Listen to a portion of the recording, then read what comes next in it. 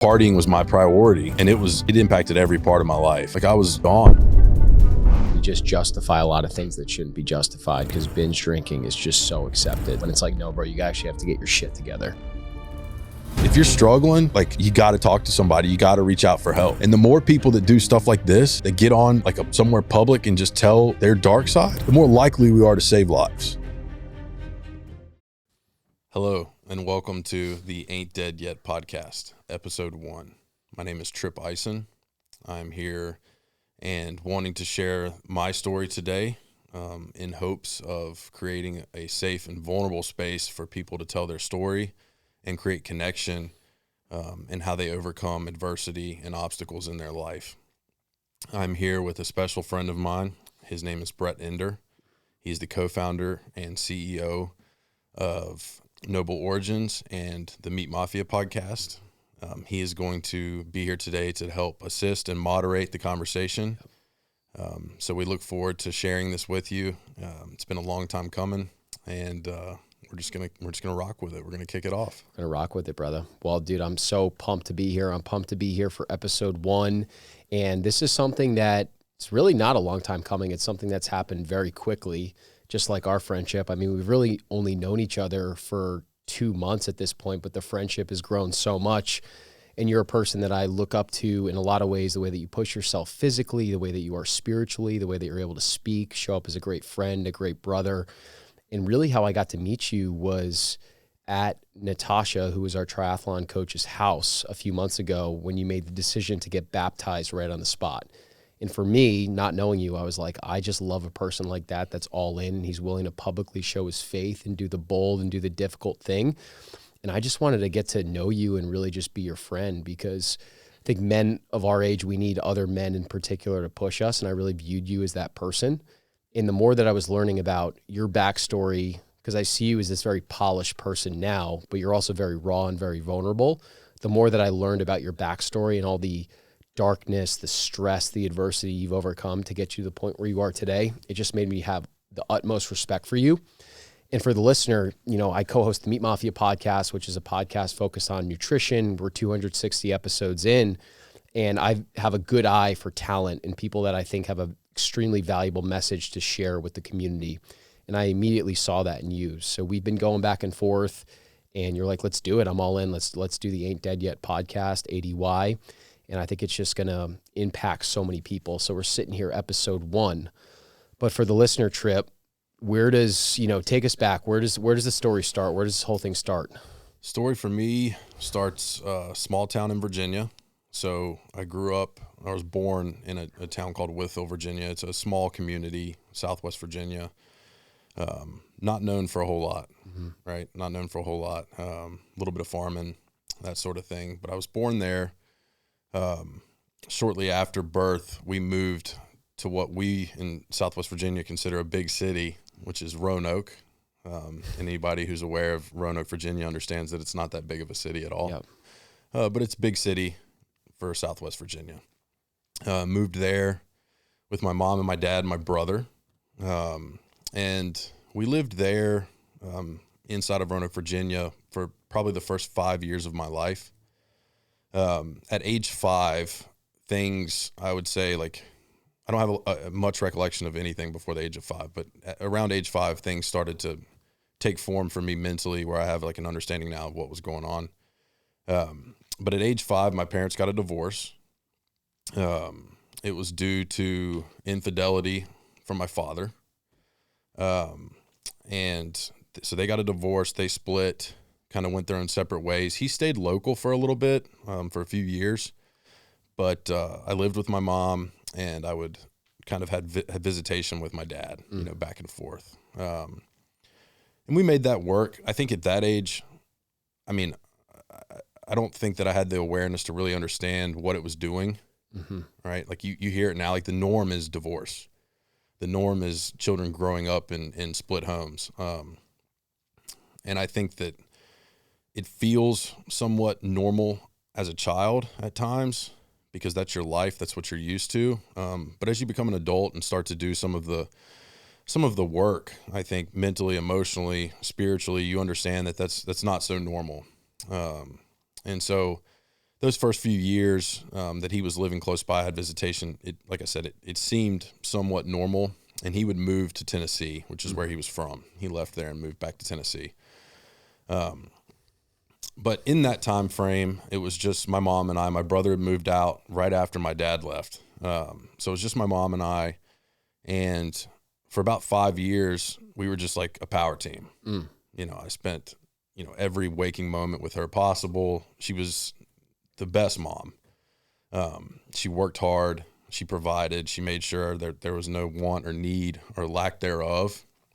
Not to say that we had the best, right? But we had everything that we could ever want and need. So ultimate gratitude for her for stepping up, right? Like, we'll get more into the all-in concept, but I think that's the first example of all-in I ever got. It was my mom, and I felt like she went all in on me and our life. So that all kind of took place around, you know, from 5 to 10 in that time frame. Around 10 years old, my life took another turn.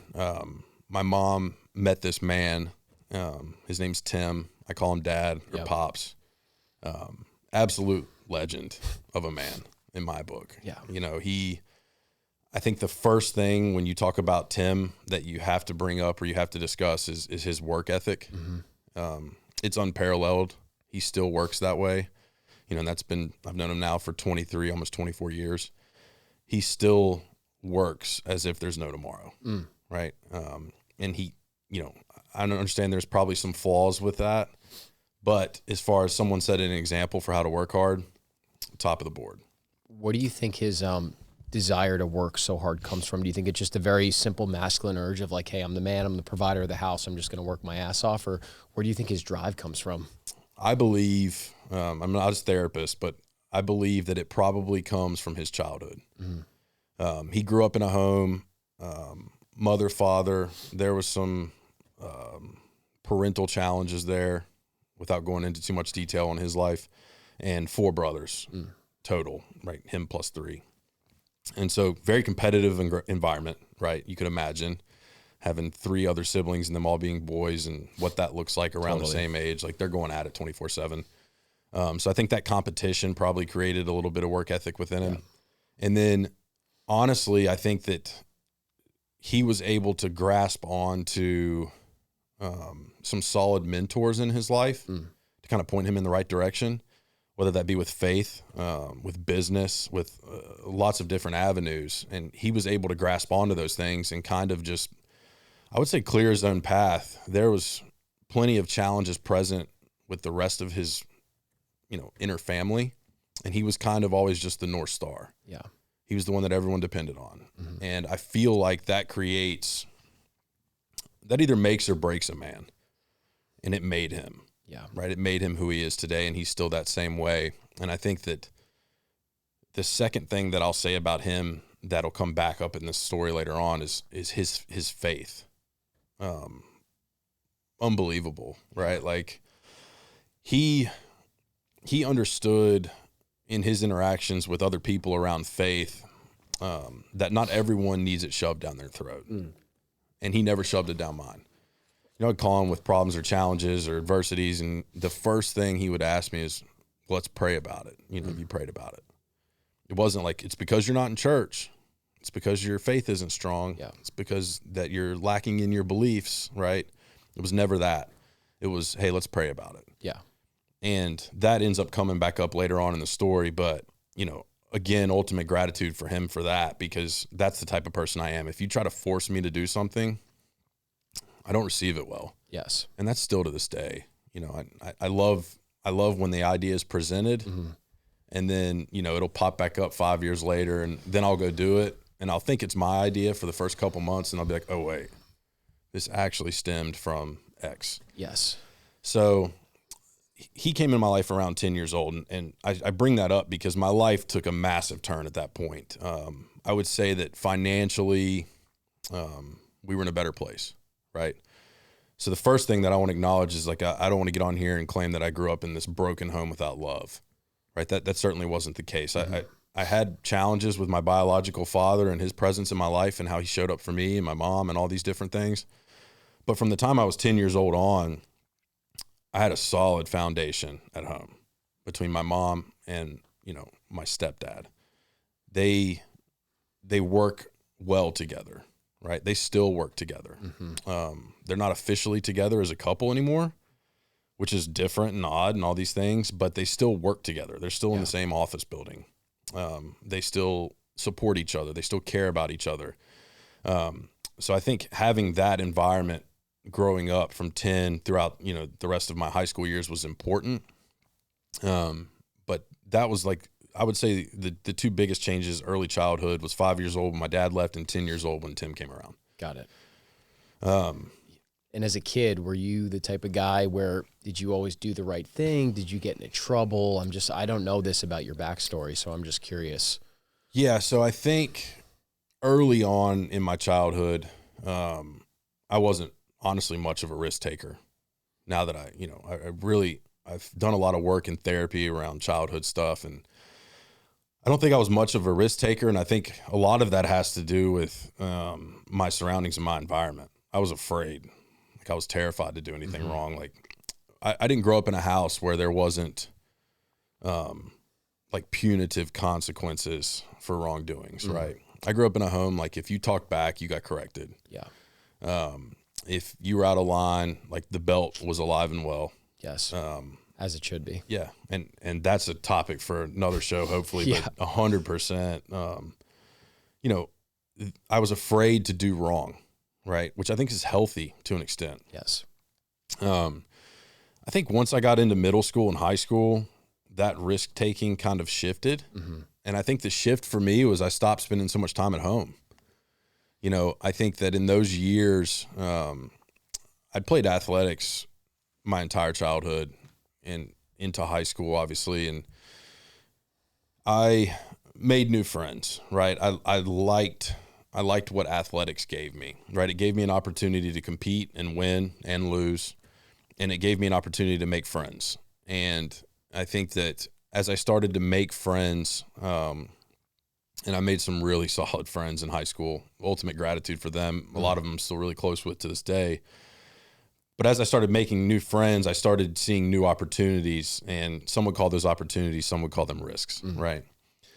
One of those risks, I think, was around alcohol, right? That was right before I started high school. So my 8th grade year was my first like real exposure to drinking.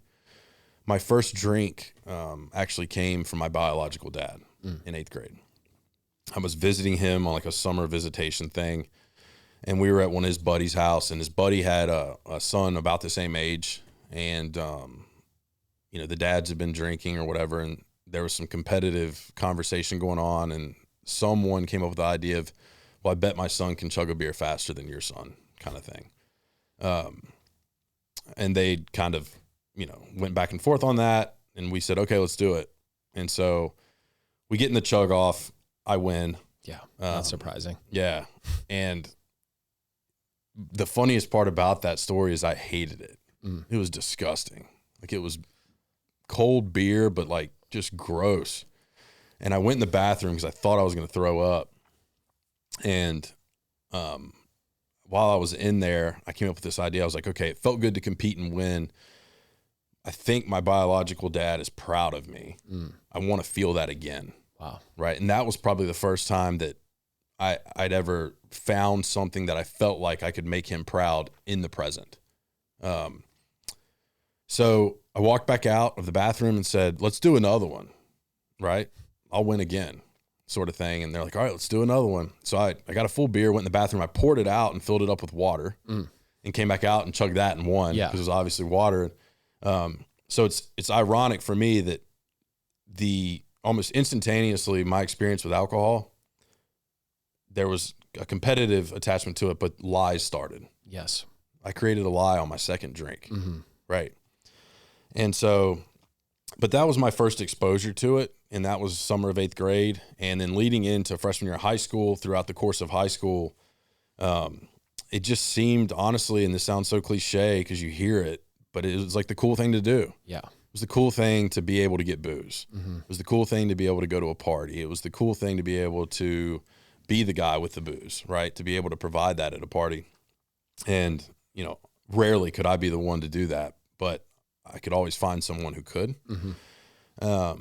And my drinking was never social from the time I started, right? Like I can remember freshman year drinking experiences, and like it was never a casual thing. It was never one or two drinks. Like I was blacking out. Yeah. Like I'm gonna get as tossed as I possibly can every single time. Yeah. And at that point in time, it didn't resonate as an issue because that's what I felt like we were all doing. It's like, this is the culture. This is what we do. I would go visit my dad during that time, and he was working at like this marina type place, and they had like marina condos and like a dry boat storage, all these different things. And I would work in the summer there under the table, putting gas in boats. And I would get off at night, and there would always be a 6-pack for me in the mini fridge in the condo. And he would be there sometimes he wouldn't, but hard work was rewarded with alcohol. So all these things started to build in my mind as like, this is just what you do. You work hard, you drink beer, you let your hair down sort of thing. And so that was the connection I had with it. And then I would get rides back. He would pay this guy to drive me from Tennessee back to Virginia. And I would pay this guy cash to stop and fill my suitcase with beer. And I would get home and hide it in the basement at my mom's house. There's like a back basement room with like these water heaters and stuff. And I know she doesn't like going in there because there's, I would tell her there's mice in there, there's snakes around, whatever thing. So I'd hide it in there because it would never get caught. And I would come home from school or whatever and get dinner and come back downstairs and eat by myself and drink a couple beers. Yeah. And then the weekends, like I said, it was full force. So it was never not an issue in reflection, but in the moment it seemed so normal. Yeah. But that, in high school, it was really just drinking for me. I smoked some pot. I really wasn't into it, and I never really got into it. It wasn't my thing. I'd get super paranoid. My brain would, I'd freak out, man. I couldn't handle it. And so drinking was really my thing in high school, and I didn't really explore with any hard drugs in high school. Just kept it to drinking. And so get to the end of high school, like towards my senior year, I'm still partying the same. But in Virginia, you can get your worker's permit at 14. So I worked all through high school. Always had cash for booze. Got to buy beer. Yeah, got to buy beer, man. And wasn't really using it for anything else. Was just using it to party. And so getting in towards like the end of my senior year, or like probably, well, it wasn't the end of my senior year, it was like the early part of my senior year, I'm starting to think like, okay, what am I gonna do with my life? Right? Like what's next? Like this is the end. And I'm looking around at people that had graduated a year before me or a few years before me. And a few of them went to college and they were being successful, but the other ones are kind of staying local, working in town. And I didn't want to do that. And so this is another point where my mom comes in.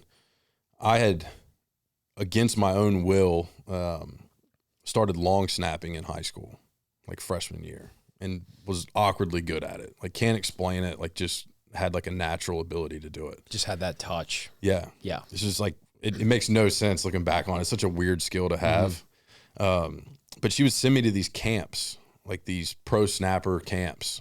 And I would go and my junior year, I went and I ended up like 8th in the country and never thought anything about it. Right. My senior year's rolling around. I'm thinking about what I'm going to do with my life, and Kent State calls, talks to my coach. Like, hey, can we get some film? Like we saw his ranking online. Like, we don't have a scholarship spot for him, but we could bring him as a preferred walk-on with the opportunity to earn a scholarship. And so that, as soon as that started to exist, my mom latched onto that. She's like, okay, I'm going to get him out of here. Right. She saw what was happening. Yeah. She was aware of it. I don't think she was aware of the depths of it, but she was aware that it wasn't a good place for me. But she latched onto it, and I'm like, Mom, it's out of state tuition. It's like, I don't know how we're going to afford it. It's a preferred walk-on spot, whatever. And she's like, but Trip, it's Division I. Like you have an opportunity to go just be on a Division I team. Yeah. Like that'll be something you can, love and hold on to forever. A very respected football program too. Right. And so, yeah, it was like, okay, she's like, I'll figure it out. She kept saying, I'll figure it out. All right. So I graduated high school, get to Kent State. And I'll never forget, like, day one in the locker room, like, looking around, and I'm like, oh, my God. Like, what have I gotten into? Fully grown men. Massive. And you're like a 17-year-old kid. Massive men. And there's this dude, and everybody we played with will know what I'm talking about. He played safety, and he came in my class. He was a freshman, too. But I remember looking at him thinking he was, like, 35. Yeah. Just massive. You know, receding hairline, the whole deal, and it was just like, what? And then you look around the room, and there's transfers from Michigan and all these other places, and they're just huge, right? And I'm looking at myself, I'm like, oh my God. So get there, college starts, right? For me, my first semester of college, I got put on academic probation. I think my GPA, this is no lie, was either a 0.68 or a 0.78. I did little to no schoolwork. I was like, oh, the party continues, right? Yeah. Except now with more people. And you're on the football team. Yeah. So you're automatically in a league of your own. You're going to the best parties. Women are interested in you. Right. You can get yourself into so much trouble. Well, that's the other, you bring up women. That's the other, that was a massive shift for me. In high school, I didn't really get any interest from women. Yep. All my buddies had, all the girls, right? And I would try, but between me blacking out all the time and being obnoxious and like blowing people up at 2, 3, 4 in the morning, like not knowing where I was at. Yeah. And probably my personality outside of the drinking, like it just wasn't happening for me. Yeah. So I get to college and I'm on the football team, and that takes a massive shift. It's like people just want you for that status. They want to be around you for that status. They want a part of you for that status, even if you're a total bag of rocks. Yeah. They don't care. It's the status. Yeah. And so I think that for me, I got addicted to that quick, right? We talk about addictions with drugs and alcohol, and we can get into that later. We're going to certainly had them, but I was addicted to the attention. I was addicted to the status. It felt good to be wanted. It felt good to be pursued. It felt good to be, and almost overwhelming at times. Like in retrospect, like I was not prepared for that. Yeah. Right. And I'm not up here creating a sob story, crying about it. I had fun and like did my thing, but at the same time, like I had no control, right, over like myself. Yeah. Right. I'm not saying I didn't have control of the situation. I'm saying I didn't have control over myself. Yes. And you and I have this similarity too. I didn't mean to cut you off, You're but good. I was like you, where I was a late bloomer in high school, like good baseball player, but skinny, didn't have a lot of confidence in myself, didn't get girls when my buddies were getting girls. And then I really found myself in college when I played at Seton Hall, which was the D1 school I first went to. You're on the baseball team, you're the man, you're going to parties. Oh my God, women are finally interested in me. And for me, it was like, I just felt this compulsive feeling of like, if I don't bring someone back, then I'm a failure. And my identity got trapped in that for a long time. And I think that's we have that similarity in common too. 100%. Yeah. It was on a weekly or nightly basis, right? Like it was like, there was no, I would say for me, faithfulness. You know, I had a couple relationships in college, really one that I would say was like a real relationship. The rest of them were kind of whatever. But one real relationship where I was loyal, if you will, or faithful. And then there was like a Ross Jennifer situation where we were on a break and I blew that up. Yeah. So full accountability there. But you know, it was great to be wanted. It was great to be pursued. And, you know, as far as the sports thing goes, it's interesting from a football perspective. So the person who came in at the same position as me, played in Georgia, all-state linebacker, also hell of a long snapper. So we both come in the same class. Instantaneous, like best friends, like day one. Yeah. I'm sitting in my new locker. I'll never forget, like I was still dipping heavy at the time, had a big fat pinch of Grizzly Wintergreen in. And this dude walks over to me and country as hell. And he's like, hey man, you want to share a spitter? And I was like, My guy. sure. Yeah. Dude, like, let's do it. And that started that relationship, that friendship. And he's an important part of it because he was just as wild as me, but he was able to like navigate it in a way that it didn't become this sticking thing. It wasn't long-term for him. But we had a lot of fun together and was a great friend, still a great friend. He still lives actually in my hometown. He actually graduated college and went back and worked for my parents. Wow. And so he still lives there. He doesn't work for my parents anymore. He's a firefighter. Got a family now, doing great. But that was an important part of the story because like he probably bailed me out of a lot of problems. You know, I felt like I could probably let a lot slide and let a lot fly just if he was around. He's a bad dude. Foxhole guy. Yeah. And it's cool too how you guys are technically competing against each other, but he's also your best friend and you're supporting each other to be successful too. Yeah. I think that's a really cool thing. How was your football career in general in college? So primarily a scout player. Like I realized early on that my priority was partying, right? I wanted to party. I wanted the football team tag, right? And I used to hear coaches talk about this all the time in college and be like, man, them guys are losers. Like, no, that was me. Yeah. I wanted to be a part of the team. I loved the locker room. Some of the greatest times I've ever had in my life were in that locker room. I miss it so much. It's everything. I don't miss the sport like at all. Yeah. I can't remember the last time I threw a football, right? I bet I can still long snap one though. You very well. But yeah, it was more like it was the locker room experience. I was a scout team player the majority of my entire career. We had a coaching change my junior year. Our coach got fired or let go or mutually departed, whatever it was. I don't remember the exact circumstances, but they brought in a new coach. And his name's Daryl Hazel, and he was from Ohio State. That's where he came in from, and he worked with Jim Tressel for a long time as an associate head coach for Jim. And I say Jim like I know Jim, but Coach Tressel. And he comes in, and he's this, like, straight edge dude.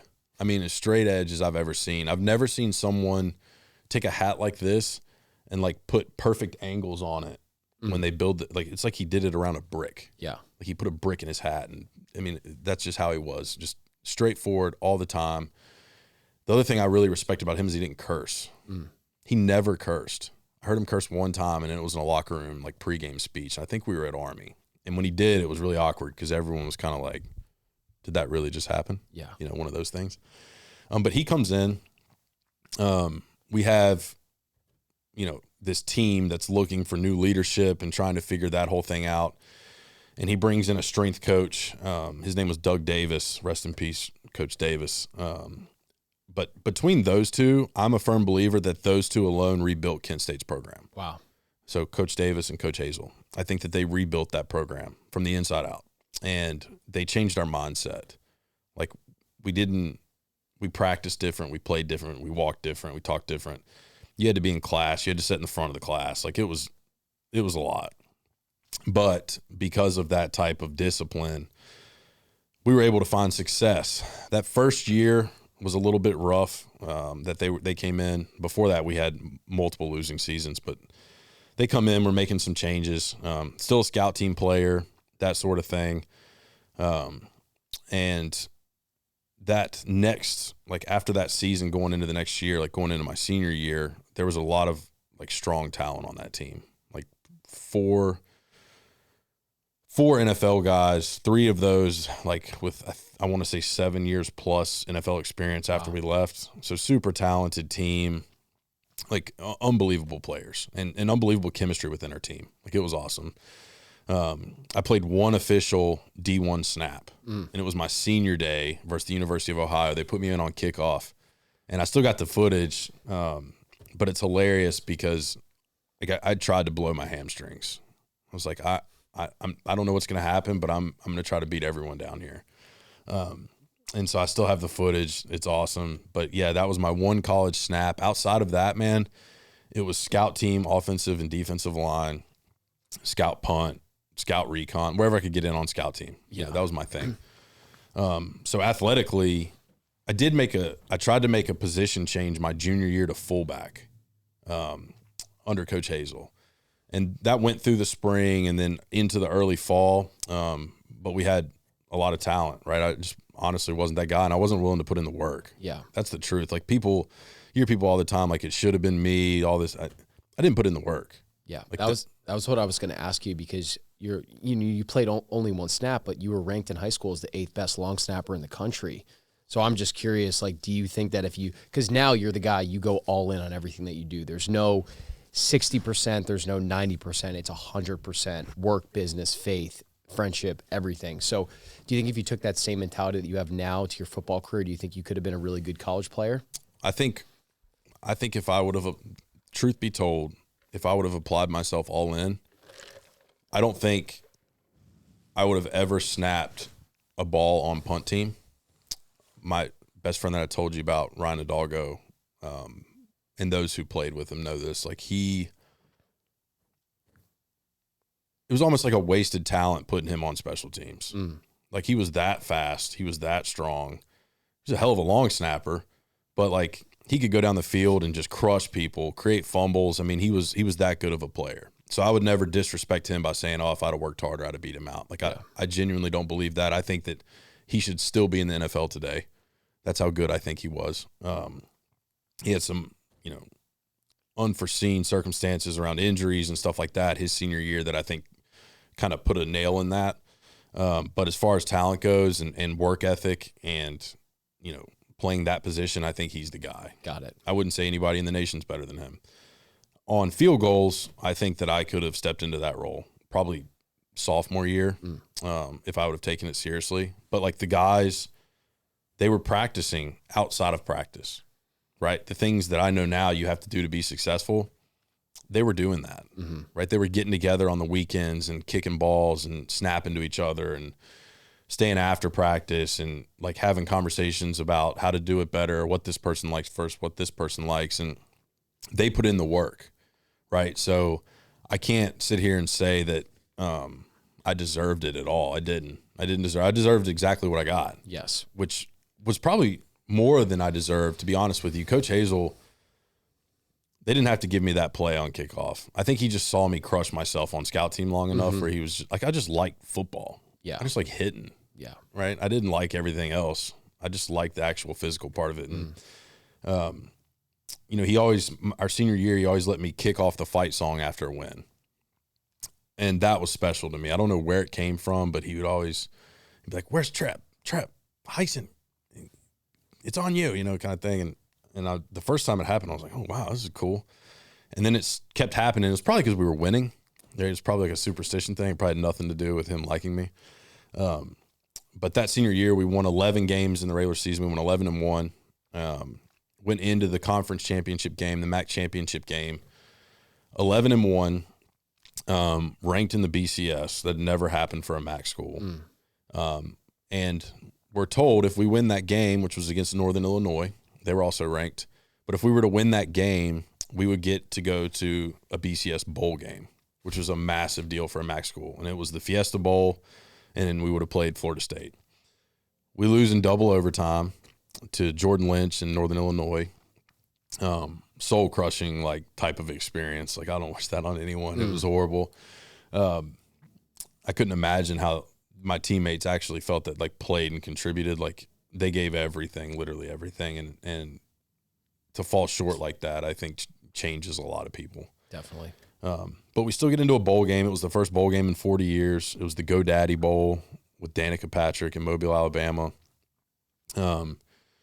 And I think I want to tie the drinking into this real quick of just like ridiculousness and things that was happening. Like, so we get into this bowl game, and bowl games, you fly down like wherever you're going, like 6 days early or whatever it is, 5-6 days early.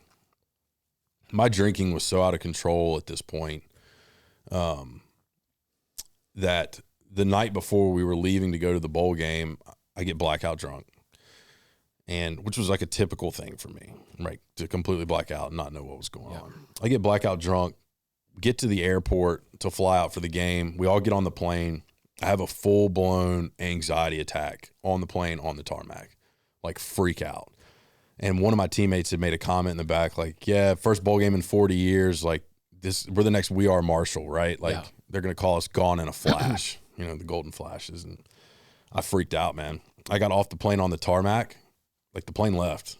I got off the plane. I took a taxi back to Kent State, got my truck and drove to Mobile, Alabama from Ohio. Gosh. What did everyone else say when you did that? Well, that's the crazy part. Like, I think a lot of people expected that. They expect, like, I was a loose cannon, dude. Like, you kind of, if you were to bet, or if you were a betting man and you're like, okay, what's Tripp going to show up as today? Like, the winning answer was crazy. Yeah. Like, I was gone, man. Like, I had fun. I loved everyone, like all those things. I don't think I was a horrible human, but partying was my priority, and it impacted every part of my life. And so I had fear of flying anyway. I still have it. And so every time we would fly, I would get nervous. And we had one experience, my teammates will remember, we were flying back from Rutgers my senior year, and we took off, and the plane like lost power. And like we're taking off, the plane loses power, like lights come on. There's like the kicker was eating Cheetos, like the Cheetos are flying, like it was crazy. And I think that scarred me for life, to be honest with you. I probably got some more work to do around that. But that was like a few or several weeks before this bowl trip, and then I have this panic attack and drive down there, and so it was a mess, right? Like my life was a mess. Like the only thing that made sense at that time was football and my friendships. Like I had some really solid friends, obviously, that probably let more slide than they should have. They should have yoked me up 1,000 times, but everyone was kind of having a lot of fun. Yeah. You know what I mean? It's how it was in college. It's simple. It's football. It's partying. It's sometimes going to class. It's a very simple existence. And especially in college now, present day, we just justify a lot of things that shouldn't be justified because binge drinking is just so accepted. So it's like, no, you know what? It's fine. It's just Tripp being Tripp. When it's like, no, bro, you actually have to get your shit together. Yeah, 100%. And I think with the drinking, the other thing that kind of took form in college for me was Adderall. Still, like, from the best of my recollection, like never did any hard drugs in college, like what I would consider hard drugs. But I did a lot of Adderall. It's passed out like candy. Everyone's got a script. Yeah, loved it. Like I remember the first time I took it, I felt like, you've seen the movie Limitless or whatever with Bradley Cooper, I think. Yes. That's how I felt. I'm like, oh my God, like the power it's all at my fingertips. I can do anything. And then I drank on it, and I was like, wow, this is great. Like I don't pass out. I still black out, but I don't pass out. Like the party goes on long enough maybe for me to come back. And so I took a ton of Adderall, and I'd started like snorting Adderall while drinking, because to me it was like, honestly at that time I was like, oh, that's the cool thing, right? If I just swallow it, like that's not going to do as much. Like let me snort this thing. So that was probably my first experience though with like drugs, so to speak, outside of pot, which in my opinion is a drug, but yes, it is. It's gone record. Yeah. So it's like the Adderall, alcohol, all that was super heavy. And we get back from the bowl game. It's time to graduate, right? Or I graduated right before the bowl game. And I'm like, okay, now I have a degree. I get through college with like a 2.6 miraculously. And I think it's because we had probably the greatest academic advisors in history. Like they were able to do some really magical things. Those D1 academic advisors are worth their weight in gold with what they're able to do for athletes. I saw it firsthand. It's unbelievable. Yeah, they got game. Yeah. So you graduate 2.6. 2.6, and I'm like, oh shit, what am I going to do now? I'd gotten a degree, like education was my major, minored in criminal justice. And to be blunt about it, I was like, how am I going to have those careers doing what I'm doing, right? Drinking like I drink, at that time abusing Adderall, like all these things. How am I going to, those are like careers where people are respected or supposed to be respected, right? You're supposed to be a certain way. You're supposed to be in line with yourself. And honestly, I didn't like the money, like truth be told. Yeah. I didn't like the money of it. And so I'm having this conversation with my parents, and this is why I said, like, I didn't come from like this brokenness of no options. My parents are like, why don't you come work for us until you figure it out? And they've been in business now, I want to say 33 years. They own a safety consultation company there in Roanoke, Virginia. Deals with construction, general industry, all these different things. And they also do a lot of drug testing, alcohol testing. I mean, you name it within that space of compliance, they do it. They do a lot of DOT stuff. So either way, I moved back home after college, start working with them. Not really loving it, to be honest with you. Like the job itself didn't pay very well at that time. And I remember, like, now in retrospect, thank God it didn't. But my stepdad was like, if you want to make money, stay in the business. Like, but you got to work for it. I'm not going to hand it to you, right? You got to work for every penny, every dime. So we would work like 9 to 5. And then I would be on call from 9 until like 5 or 6 the next morning. Like, so I would go work all day, go to the gym, get home from the gym, and then I was on call all night long. Phone rings, you got to go 40 miles up the road for a drug test or a breathalyzer or whatever you got to do, right? Post-accident stuff. And I think that kept me sober, honestly, in a lot of ways. Like, I had to save it for the weekends, right? Because during the week, that wasn't on the table, wasn't an option. Were you doing Adderall on the weekends? No. Okay. No Adderall at this point in time, like specifically that point in time. And so this went on for like a year and a half, right? This was kind of what was happening, drinking pretty heavy, that sort of thing, but only on the weekends. And then after about that year and a half mark, we get this contract to do safety on a construction site there in Roanoke, Virginia. And it's with a well-known company, one of the largest structure repair companies in the world. Excellent company. And we get subbed out basically as a third-party consultant on their job site. And this part is also like really important to me and super pivotal part of my life, because on this job site, there were some phenomenal people, right? People that I think like deeply changed the trajectory of my life and continue to do so to this day.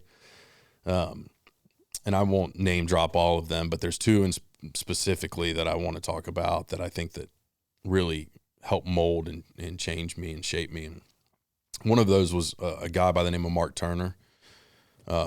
He's been in the construction game, since they built the pyramids. Literally. Yeah. He's got a very special personality. You either love him or you hate him. He's kind of like the Dale Earnhardt of construction. Yeah. But he talks like this, he's got this real raspy, like, type of construction voice. But the guy's brilliant. Like, he knows the things that he knows. Like, I could never, like, 10 of us couldn't pick up that amount of knowledge. I don't know how he did it, but he's got it. And then he also has this creative side to him that I think rubbed off on me. Like, I really enjoyed that. Like, he could look at a box, right? Like anyone else would look at a box and be like, that's a box. And he'd be like, yeah, it's a box, but you cut it in 4 different ways. You got triangles. You know what I mean? He was always thinking like different. And I think that I always appreciated that about him. And more of him to come in the story, but that's where I met him at. And then there's another guy by the name of Will Fenwick that I met there, who's also a college kid my age. And he pops back up in the story again, but also another brilliant mind, like in my book, like one of one when it comes to intelligence and kind of the way he was able to carry himself, especially at that age. And in retrospect now, like looking back, it's like we were the same age, basically. He's a month older than me. But who he was at that age and who I was at that age, man, like leaps and bounds ahead. And it was because of the work he put in, right? It wasn't because he was gifted it. He worked for that. And so I bring that up because it's a year and a half in. I start working as a sub to this company. Those two are at that company. And as I'm there, I fall in love with construction, right? I fall in love with what they do and how they do it. What about construction made you fall in love with it? I think that there's something like so romantic, if you will, about showing up before the sun comes up, getting with your boys and girls, right? And putting your hands on something and being able to walk away from that thing at the end of the day and knowing that your hands created change, right? It's like, it's delayed gratification within a day. Right. Because if you construction's a lot like life. If you just show up and you don't work, the building doesn't get built. Yeah. Right. The change doesn't occur. the repair isn't made. And I fell in love with that part of the process, right? Seeing things kind of take form. A structure not existing at 7 a.m. in the morning, and then by the time you leave at 7 o'clock at night, there's something built that you did with your hands and your raw work ethic. And I think a lot of men in corporate America are longing for the desire to build something, because in a lot of these corporate jobs, you're either moving numbers on a spreadsheet, you're trying to sell something, there's no creation. And I think one of the differences in our upbringing is where I'm from, which is Princeton, New Jersey, very liberal town that's focused on higher education because it's 10 minutes from Princeton. So when I was in high school, I was taught to look down on these trade jobs. And now I meet like my girlfriend's dad, who's been plumbing for 30 years. He's crushed it. He loves what he does. And I met people like you and all these other amazing contractors. I'm like, I think there's going to be a resurgence of young men that are looking to go in these trade jobs versus spending $80K a year on an education that you could probably kind of wipe your ass with, for lack of a better term, and actually do something of value and build something. So it's really cool that you had that higher education and then you're like, oh shit, I actually love building and creating and doing something with my hands. Yeah. And I didn't know I would be into the building side of it at that time frame. To be honest, I was doing the safety stuff. And they ended up offering me a role to come do safety in Florida at another project. And then after that project, so I left my parents' company, right? That was a big step for me. Yeah. Moved to Florida, right? Well, let me backtrack for a second. Before I get to Florida, like right before I get to Florida, I think that's where we need to get into the drug conversation. And how old are you at this point in your life? Are you 23, 24? 24. Okay. About 24 years old. And there was cocaine around, right? Just to come right out and say it. Like there was cocaine around well before that. I was always terrified to try it. I had this like thought of like, I'll be the one that tries it and like, it'll kill me. I'll get the rat poisoning. Yeah. Right. It'll be me. Yeah. I'll get the It'll be batch. me for sure. Yeah. Like, that's my anxiety speaking, right? Yep. So it was around, and then I had opportunities to do it, obviously. And out of shame or like embarrassment, for not doing it, being afraid to do it, I'd gotten to the point where I would take the bill and put it in my nose, and then I would like wipe the table and not snort. So like as I moved across it looked like I did the line, and like, but I was just wiping it off the table.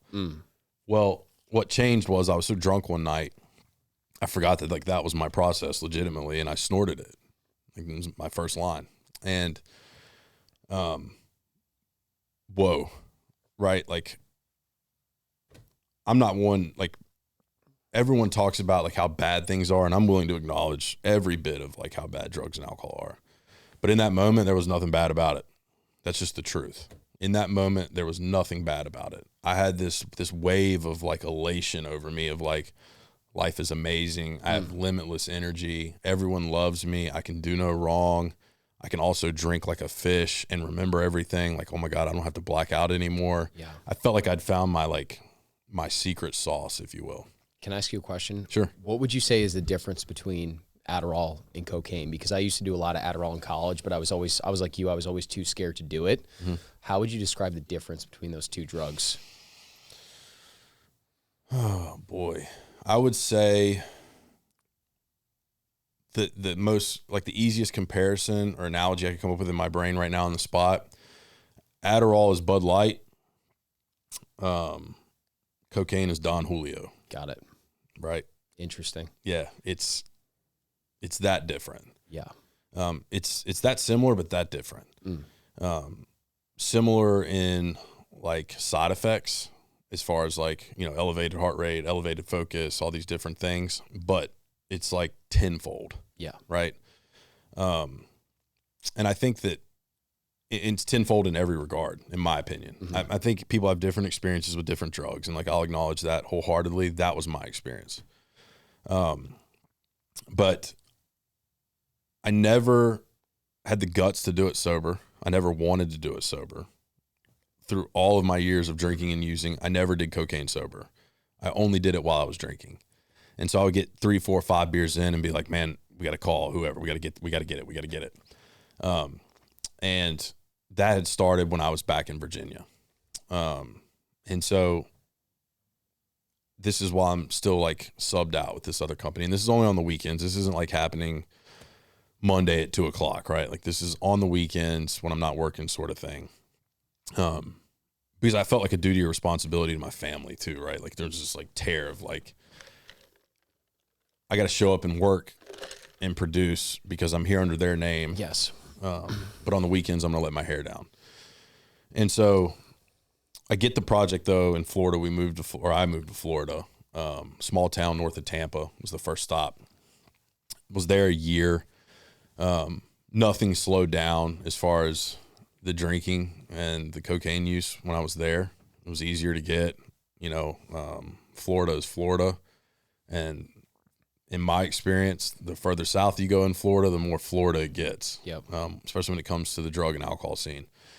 So, but was in this small community north of Tampa. We were working crazy hours. We were working tides. We were working in the water actually.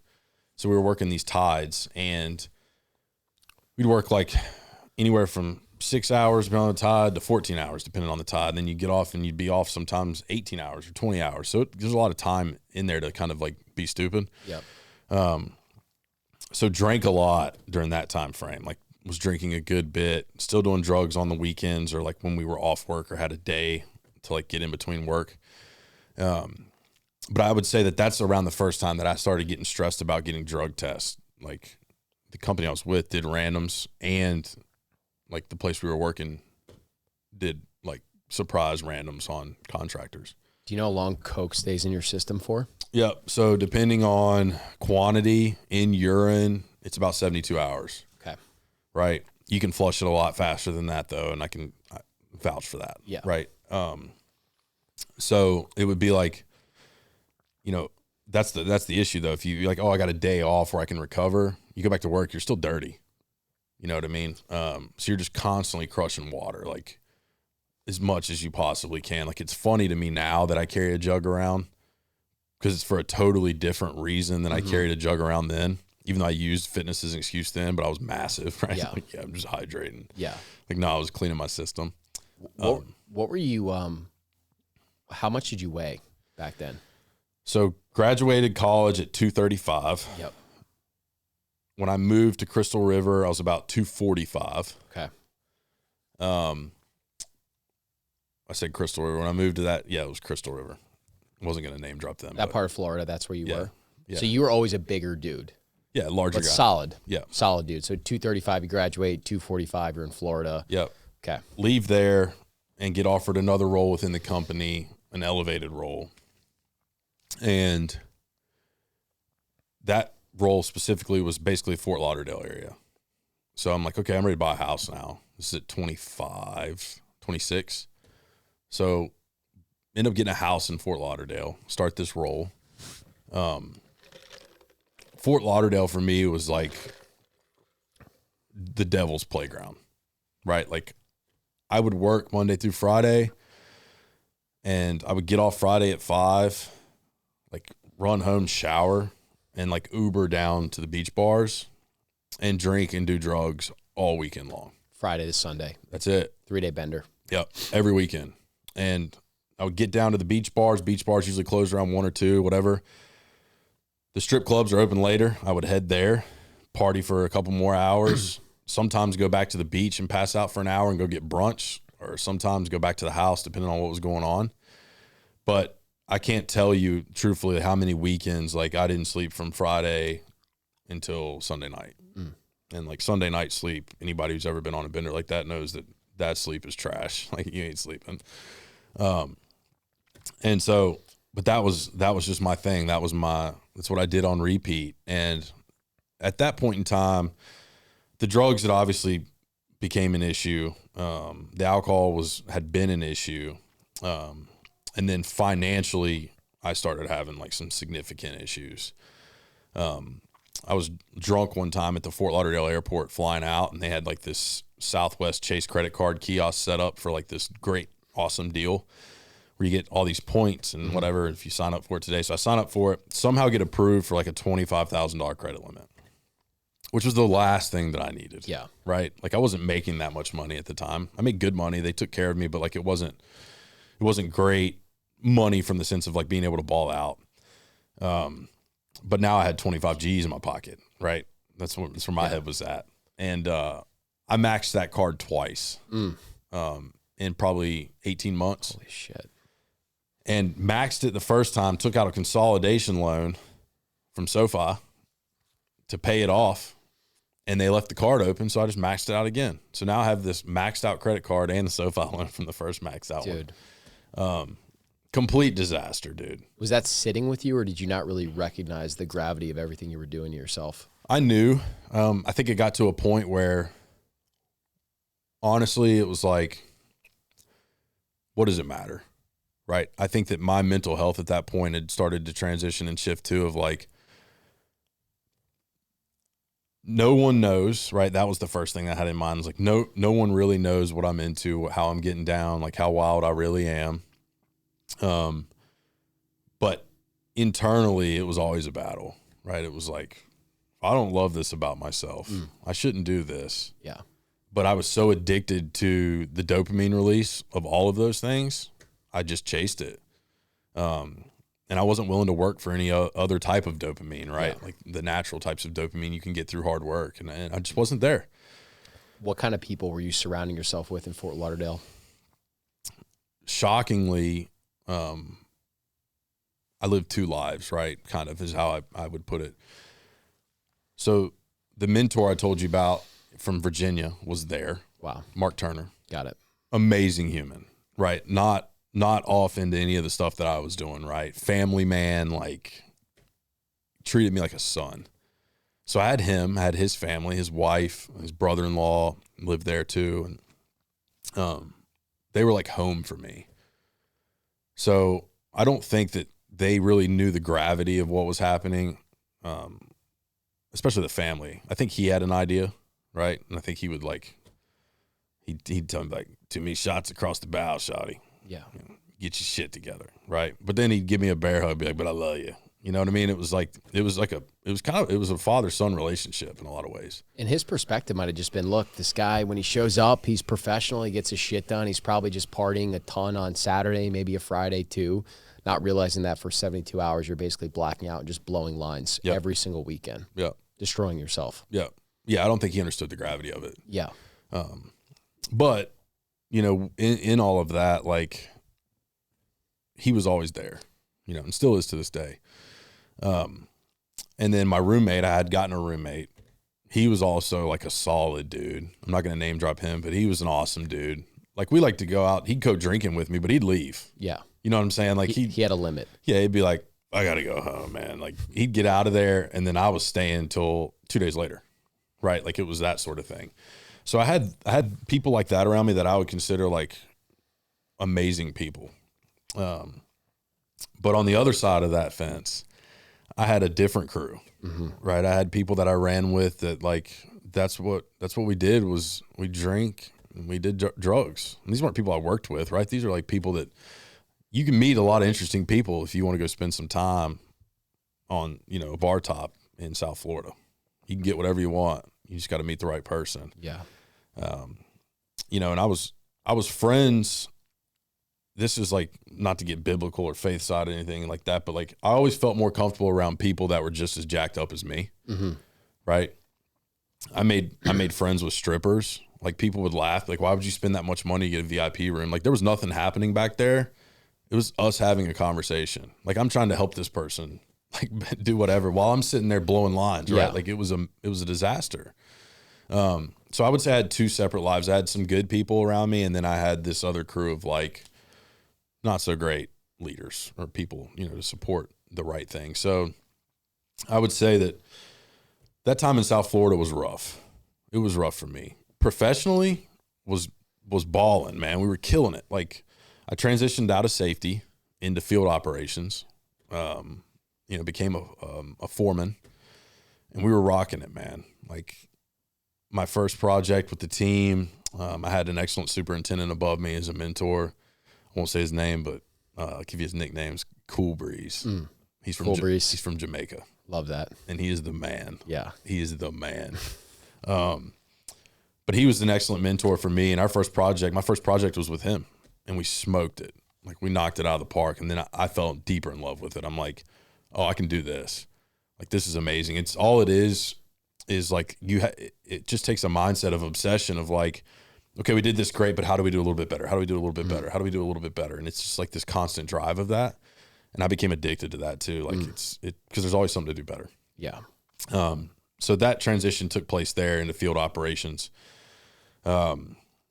Shortly after that, we traveled a little bit. This is where Will Fenwick comes back into the story. So Will calls me one day and he's like, hey man, you ever like thought about Austin, Texas? This is like 2017, I guess at this point. Yeah, that sounds about right. Like 27 years old, something like that. 27, 28. But he calls me, he's like, hey, you ever thought about working in Austin, Texas? And I was like, nah, but let's do it, let's go for it. Yeah. He's like, well, I'm going to be the project manager. He's like, we have other, higher roles there, but you're going to come in as the foreman and be able to support the project that way. So I'm like, awesome, let's do it. And it's a 1.5 year commitment out of town. So basically I pack up, drive across the country, get to Austin. I'm in a super toxic relationship at the time. I bring her with me. She's just as full blown as I am, if you know what I'm saying. Like, we're not helping each other's case. And so we move out here, we start working on this project. Within a couple of weeks of being here, man, I love the city, right? I loved everything about it. I love 6th Street too. And Rainy, but I had a good time, man. I was cutting it loose, partying really hard, but work was, I was at this crossroads with work. I had an opportunity within that project where Will came to me and he's like, hey, we have leadership on this project, but we would like you to step into this role and pretty much run the project from a field ops side. And of course I wanted that, right? I'm all in on that type of thing. So that was probably my first real experience in like a superintendent type capacity. And so the project as a whole, we were killing it, right? We were making a lot of gains. We built a heck of a team. Like I would still tell people this day, if I could take that team and transplant them anywhere in the world, we'd demolish any crew. Yeah. Like they couldn't touch us. I'm that confident in those people. And trust me, we were a bunch of misfits, right? Will, being the project manager, was probably the only one who really had his shit together. Honestly, like he was so straight laced, it was nauseating. Yeah.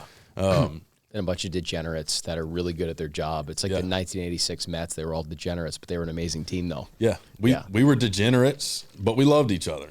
And like the guys loved their family. You know what I mean? Like it was, but degenerate for sure in the sense of like, we don't need utensils to eat food. Like if we're going to spit, we're going to curse. Like it was that. Like it wasn't gritty, unpolished, but amazing guys and really freaking good at what you did. Yeah. Brothers. They're my brothers. And I love all of them to this day. Like they, without them, I'm not sure I'd be alive.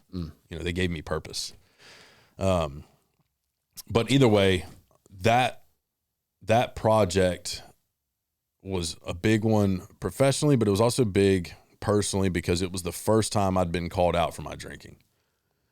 I'd called in sick a couple times and like was running out of excuses, honestly. Like I think the one that really got me popped, like the last one, I'd told them that like a raccoon attacked the dog that morning on a walk. And the reality was I'd just been up too late partying. Yeah. And so this is where like Will's the project manager of the job. He calls me out, right? They sit me down for dinner that night and they're like, hey, we know what's going on. Like cut the bullshit basically. So I get defensive, right? I go on the defensive. I'm like, fine, y'all run the job without me. Go ahead. Like have fun, sort of thing versus, hey, you're right. I didn't have the guts to do it. I didn't have the courage to do it. Right. I didn't think it was the thing to do. Like it's just like, no, I can never admit that. So I got called out for it, had a couple more circumstances throughout the course of that project where it was an issue, right? As far as like calling in for work sort of thing. The biggest reason I would call in though is because like I did not feel comfortable being on a project drinking, right? Or using because of the risk of what we were doing. Like that puts the people in a position where like they could easily lose their life, right? How do I answer to that?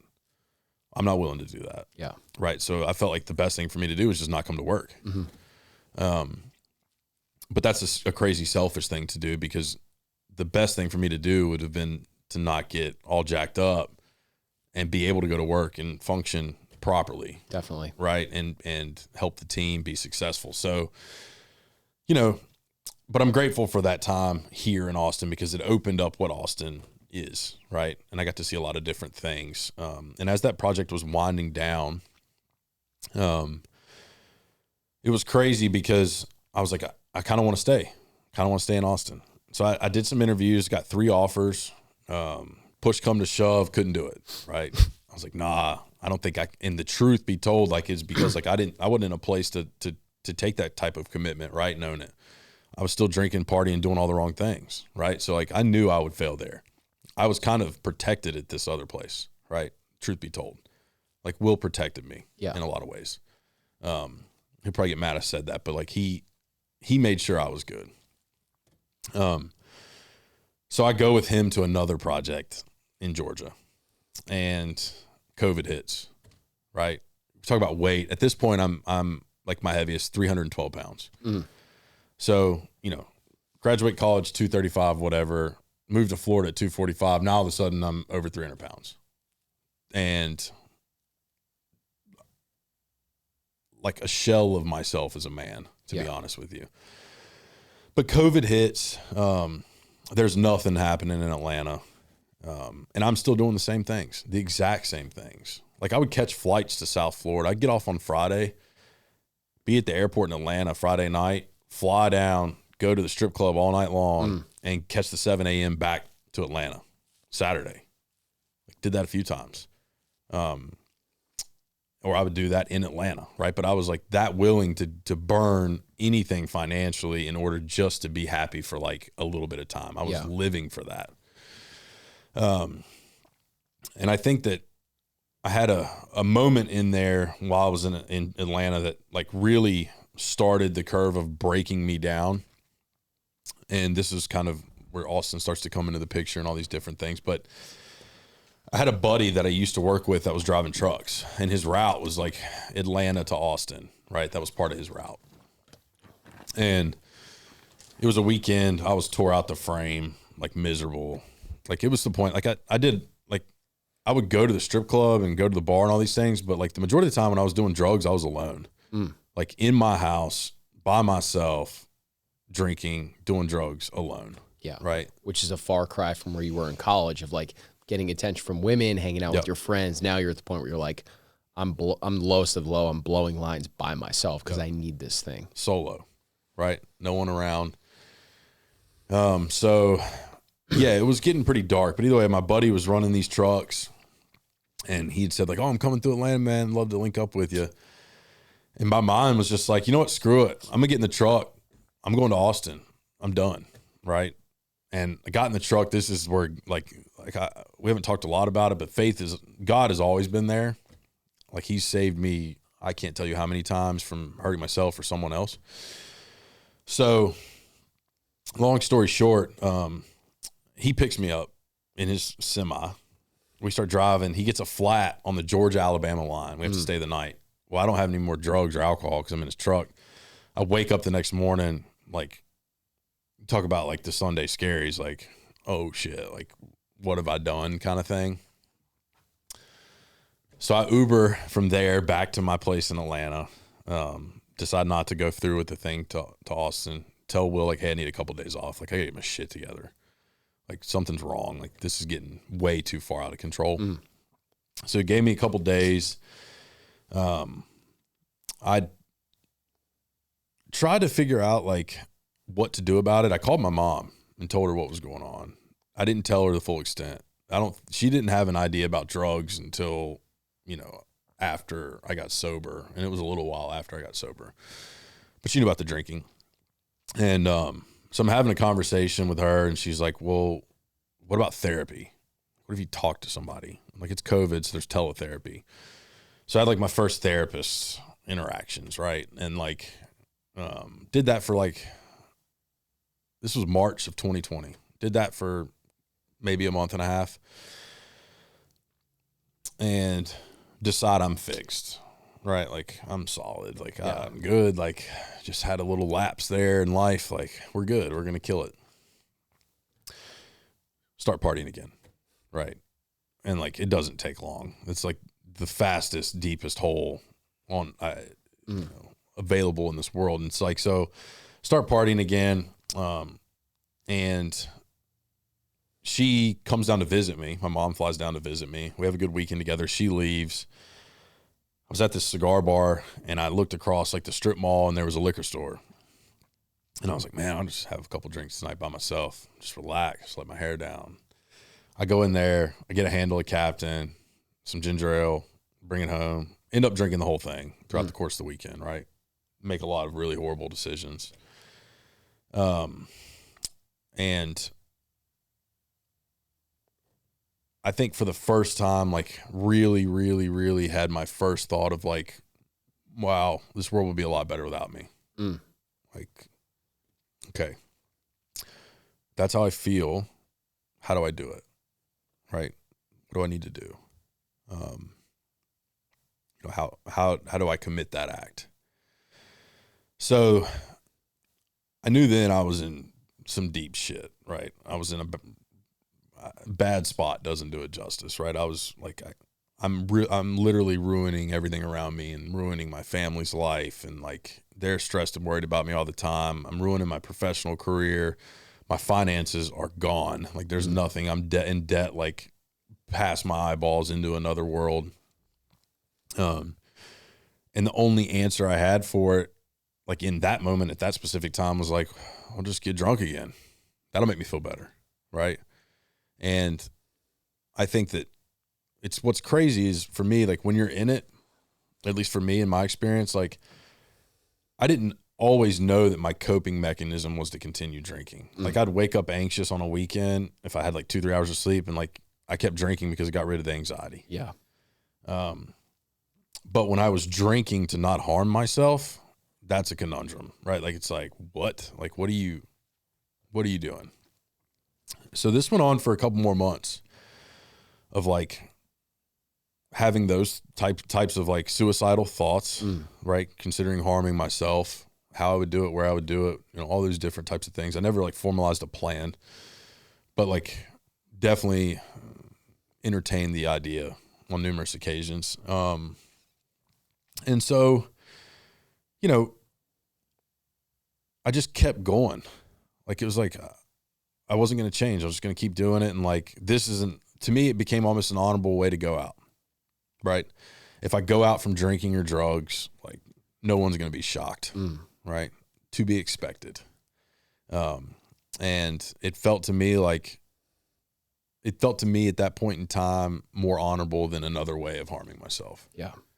And honestly, it's just an elaboration or more on top of like how cowardly I was. Like, to be truthful about it, I was a coward. I was like this deep coward just running from all of my fears and all my problems, and that's how I ran from them. So this gets into July, right? 2020. And coming up on my 30th birthday, a couple buddies are coming into town to celebrate. They're well aware I'm having issues, right? Like, they know. And, you know, they asked me when they got there, like, how can we support you? Like, you don't want to go out. Like, that's cool. We won't go out. We can do whatever, you know, whatever you want to do. And I convinced them, like, no, I'm good, man. I'm good. I'm with you guys. It'll be fine. Like, it'll be all good. We go play golf. We get back. I try to get drugs that night and I can't get them, right? This is my birthday, July 19th, 2020, or like July 18th, 2020, the day before my birthday, and can't get any drugs. And I'm sitting on the couch in the living room. It's like 11:55 p.m., 5 minutes till my 30th birthday. And I'm like looking around and I'm like, what the fuck have I got myself into? Like, how is this my life? What am I doing? You know, and I'm looking at my friends and they're having a good time socially, but they have a life. They got their shit together. I have nothing. Right. And I've had every opportunity in the world to have anything I wanted, and I blew it numerous occasions. So I got up from the couch, went and looked in the mirror, and had this long, deep look into my soul, like for the first time and maybe ever. Like, I really can't tell you before that if I had ever had that experience. But I look into my soul and I'm like disgusted. Like, obviously physically I'm disgusted, but like mentally, emotionally, spiritually disgusted. And it was like, okay, well, there's one of two things to do, right? Like you can continue down this path, you know how it's going to end, or you can fight it, right? You can do the opposite and prove everybody wrong, right? Everyone who thinks that you've squandered all this and you've wasted your life, you have that opportunity to prove them wrong. And in that same token, prove those right who stuck by you. Yep. Like my mom, my stepdad, Mark Turner, Will Fenwick, these people. And I didn't deserve that, right? I'd ruined every relationship tenfold. So I chose the path of friction, right? I was like, nah, I ain't going out like this. Like I'm going to go out on different terms. I don't know what they are, but it ain't gonna be like this. Mm-hmm. So I walked back in, sat on the couch and looked at the clock, and at this time, like 4 minutes had went by and it's 11:59. And I'm like, okay, dope. I'm going to get sober on my 30th birthday, right? Like I'll always remember that day. And so I told my buddies, like, hey, I'm done. I'm going to quit drinking. And it was this weird response. It wasn't like, yeah, right, whatever. It wasn't any of that. It was like, cool, man. Love that. Like, I was like, cool. Me too. Like, love that too. Finished the beer that I had, set it down. It was right before midnight, went to bed, woke up the next morning, and I was like, okay, day one. And I looked before we walked in today, and people that are in recovery will understand, like, you stop keeping track of your days at some point. But I had 1,243 days today. And it's funny, now we're talking about day one, but day one was terrifying, exciting, gut-wrenching. I mean, I've never felt so many emotions in 24 hours is what I can tell you. But I'd made that deal. Like, I'm not going out like that.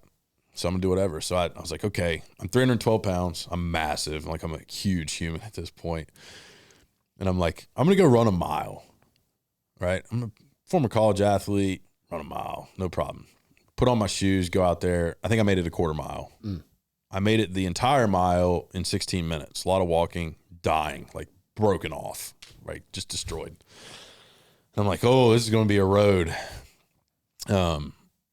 Other big blessing, day one. This is where Austin kind of comes back into the group or into the loop.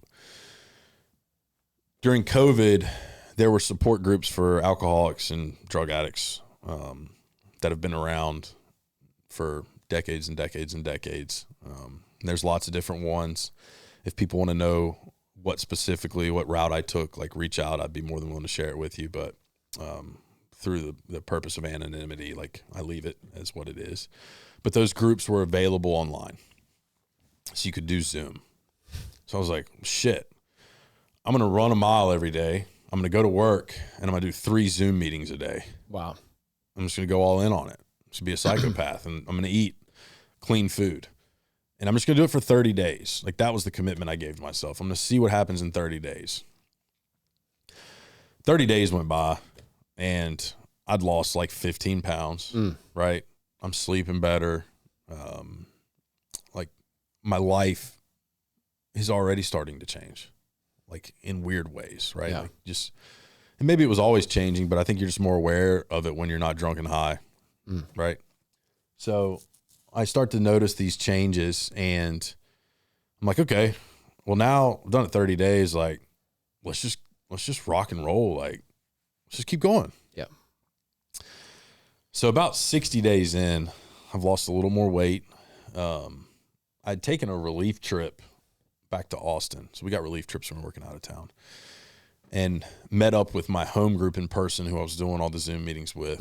And I had a sponsor in the type of group that I was in and worked, right around in this program with the steps that you have to work. There's parts of it that you have to do in person almost. I mean, you could do it over the internet, I'm sure, but like it felt super necessary for me to do it in person. So I flew in, did it in person. But when the plane landed and I got off the plane, it was like this wave of warmth hit me. And I was like, no, this is home.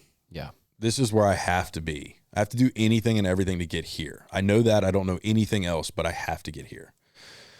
So I meet with my sponsor, get on the plane, fly back to Atlanta.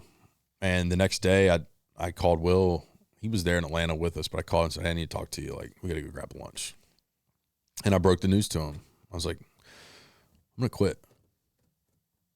And this is how you know you got a solid one in your life. Like, his question wasn't like, or his stance wasn't like, why would you do that? Like, you've got it made, or what are you going to do? He just looked at me and he's like, okay, I totally understand and I support you. Like, that was it. Yeah. And I'm like, damn. Like, well, I got to do it now. You know what I mean? Like, no pushback. I don't have anyone to point fingers at. So, left my career, right? I think depending on who you talk to, whether it's HR or Will, I was with that company 6 to 7 years. Love that company. I'm sure that there's people within that company that'll listen to this, and I want them to know, like, from top to bottom, an amazing place to work. Culturally, just top notch. The love and the care and the grace within that company is, to me, unparalleled in my experience. And I've had the opportunity to be around a lot of different companies and things recently. But they're top notch, right, when it comes to their people. So it was hard to leave, right? It wasn't easy. But, I knew I had to do it. I had to get back to Austin. I'd had the conversation with my mom, and the plan was to move back to Austin and interview at the construction companies that I'd interviewed with prior to leaving, and get a job with one of them and run from there. So, coming up on about 90 days sober at this point, my mom flies down to Atlanta. We pack the U-Haul, her and I, all day long, and then drive all night long, get into Austin. And only one person, I only knew one person really, but only one person showed up to help me unload. It's my buddy Tom. And Tom's just, we met through different circumstances, being around Austin and knowing people in Austin, but Tom showed up to help me. Right. And that meant the world to me, right? To have someone just like, I'm going to come help. I'm going to be there for you. Like, I don't know why. It was just that small thing, but it was such a big thing at the time. So he helps my mom and I unload. My mom leaves. Now I'm in Austin, right? And I'm like, okay, first month or so in Austin wasn't that tricky or confusing because I'd agreed with the company I was with to stay on with them a little bit longer and fly back and forth. And I'd left my truck out there so I could drive back and forth to work. So I was flying back and forth, supporting the job, helping transition, whatever. That wraps up. It's time to bring my truck and my dog back to Austin from Atlanta. And this is more like, for me, the faith side of things, and it all comes together. But I'm driving back from Atlanta. There's a hurricane making landfall, like Louisiana, that type of area, Mobile, Alabama, all up in there, in the Gulf. And everyone's like, get off the road. Like, you can't drive through here. I'm on I-10. And I'm like, nah. I'm getting Austin. I got to get to Austin. Yeah. And so I hammer down through this I-10 stretch and beat the hurricane by the grace of God. Get past Houston, like LaGrange, somewhere around there. Truck blows up. 3:00 in the morning. Right. So I got to call a tow truck. Come get my truck, me and my dog, give us a ride into Austin. And I'll never forget, like, I didn't care. I was like, screw that truck, man. And that was the only thing that I ever owned. Yeah. I paid for it, right? Like, I'd finally, like, that was the only thing I'd ever paid for and, like, taken care of. But it was almost like God was telling me, like, that part of your life ain't coming here, right? That's scratch. You're going from scratch.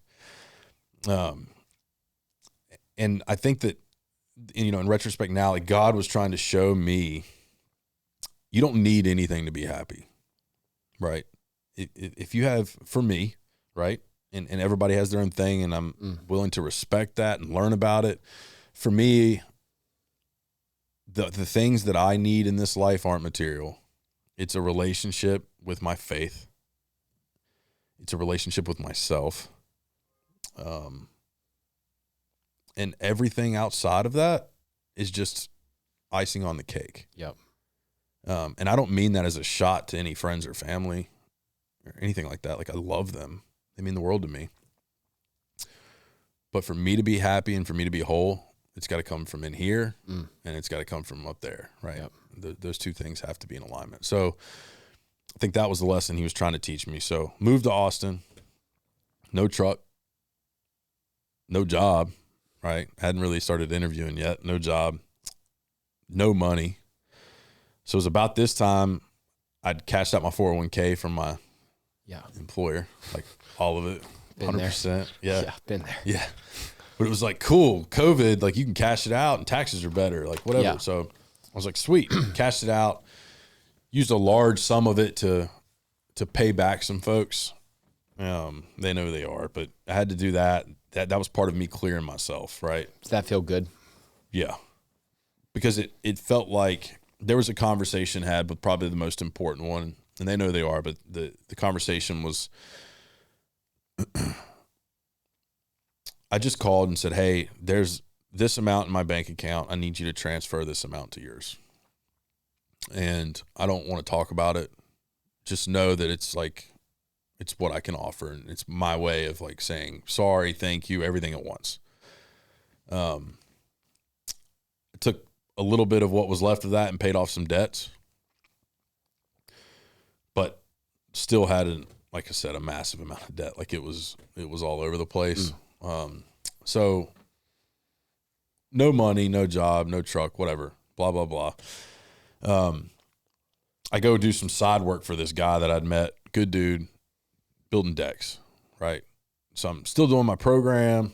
I'm sober. I'm working out, like still losing weight, still focused on my health. By this point, like I'd been running every day. I was like that. I had no coaching. I was like, I'm going to run every day. Do something that sucks every day. Running sucks for me. So that's what I did every day. But I go work for this guy helping on decks and I fall off the deck, right? 14 feet, land on concrete, like get up and try to keep working. That ain't happening. End up taking an Uber to my house, right? Couldn't drive because I had a rental car. Couldn't drive it. So I took an Uber to my house and get there and like I was like, just get me to the couch. Like if I get to the couch, I'll heal. I get there. I can't get up to go to the bathroom. So I had to call a friend to come dress me basically and take me to the hospital. Shout out to her. You know you are, but thank you for that. Took me to the hospital, walk in, like long story short, broken ribs, cracked hip, right? All these different things. They're basically like, you can't do anything for a while. So now I'm like, well, how am I going to get a real job? I can't go, how am I going to go like apply to a project or a company and be like, oh yeah, like I want to come work for you guys. Yeah. Safety culture is great. Just fell off the deck, right? Like that is not a good look. So I'm like laying there thinking about like what to do. I'm just basically like, well, I moved here, I'm screwed. But like this goes to the whole thing. Like there's no dark time without a blessing. Like all that had to happen, every bit of it. And so I'm having a conversation with my stepdad and I'm like, what if I just took the construction connections that I have here in Austin and built a business like yours? And he's like, you could do that. He's like, let's do it. So that was it, right? It was like, we had the conversation. I'm still laid up, can't really do much, but we agree that that's the path forward. That's what we're going to do. So I'm like, okay, at least then I have something like to focus on, to attack and to go after. Yeah. This is all happening like December, January timeframe. So December 2020, January 21. February 21, we get the freeze. Big freeze comes to Austin. The city shuts down, right? Like, I don't know if you were here yet. I wasn't, but I heard a lot about it. Okay. How crazy it was. Like, I've never seen something of this size just completely go to shambles that quickly. Like, and it's not their fault. Like I said, the infrastructure is not set up for it, but it was a disaster. And so the big freeze happens, no power. A close friend of mine at the time ended up getting hot water and power like day 4. I didn't have it that during that time. He's like, come take a shower, man. Chill out here. You can, spend the night, whatever. So I go over there and like his TV's on and he's watching podcasts and YouTube. And I see this jacked dude, like this dude's jacked out of his mind. He's like running like a psycho and he's biking and he's swimming. And there's this like South African lady in the background who's like, jumping on his ass, right? I'm like, what's going on here? Well, it was Nick Bear. Nick Bear was training for, I think it was his first Ironman, I believe. Second. The second. Yeah. So did he do Florida twice? He did Florida, and then he was supposed to do another one that got canceled, so they rolled it into a 70.3 instead. Right, in Mexico or whatever. Yeah. Yeah. So he was training with her, and I'm talking to my buddy, and I'm like, at this point, I'm probably 250, 260. So I've lost close to 50 pounds. That's legit, dude. Right. So 50 pounds in like 6 months, something like that. So I'm like, I'm going to do an Ironman. He's like, oh, okay. Like, that's crazy. Like, but he'd done them, right? And I'm like, I could do it. If this dude on TV could do it, I could do it, right? So I DM'd Natasha, shout out Natasha, MVDM coaching, Natasha Van der Merwe. If you want to do an Ironman or be the best at Ironman, I suggest that you talk to her. There's no other option. Yeah. Free shout out all day long for her. So you knowing you, because you're just a doer, so you're like, I'm doing this, decision's made. Now I'm going to go to the exact coach that Nick Bear is working with, and you just shoot her a cold DM. Yeah. When you shoot this DM, do you think, are you thinking like, there's probably no way she's going to respond to me, or you didn't care, you just want to put the message out there? I think, again, faith. Yeah. I used to get freedom from knowing if I made an attempt to do things, and if it didn't happen, I could be like, well, God didn't want it to happen, right? Yeah. Well, God wanted that to happen because I shot the cold DM and she replied. And she replied with, what's your number? Right? And I sent her my number and she calls. We get on a phone call and I was like, hey, gave her the backstory, right? Sobriety, weight loss. I want to do triathlon, whatever. She's like, okay, done. Like, we can do it. So I start training with her, right? Do my first triathlon in May. And it was Cap Tex down at Town Lake. Finished that one. And I think it was 2 days later, I got an email from Ironman. Like, I was tracking all these things now. But Ironman was like, just announced new race in Waco, right? It's going to be like the first full Ironman in Waco. I don't know if it's ever, but like it had been in a while. So I forwarded Natasha the email, and it was in October of that year. And I just said, hey, is this possible? And she replied back, yes, it's possible. And I said, done. That's what we're doing. So, yeah, mind you, this whole time I'm not working. Like, we started the business, but like there's no work coming in. Credit card bills, and you just signed up for arguably the most expensive sport known to man. For sure. Bikes can cost $10,000, $15,000. The race is expensive, the nutrition, the time. Yeah. So you've just gotten yourself into something really deep, but you felt like you needed to do this thing. Yeah. I'd spent so much money on drugs, alcohol, and women.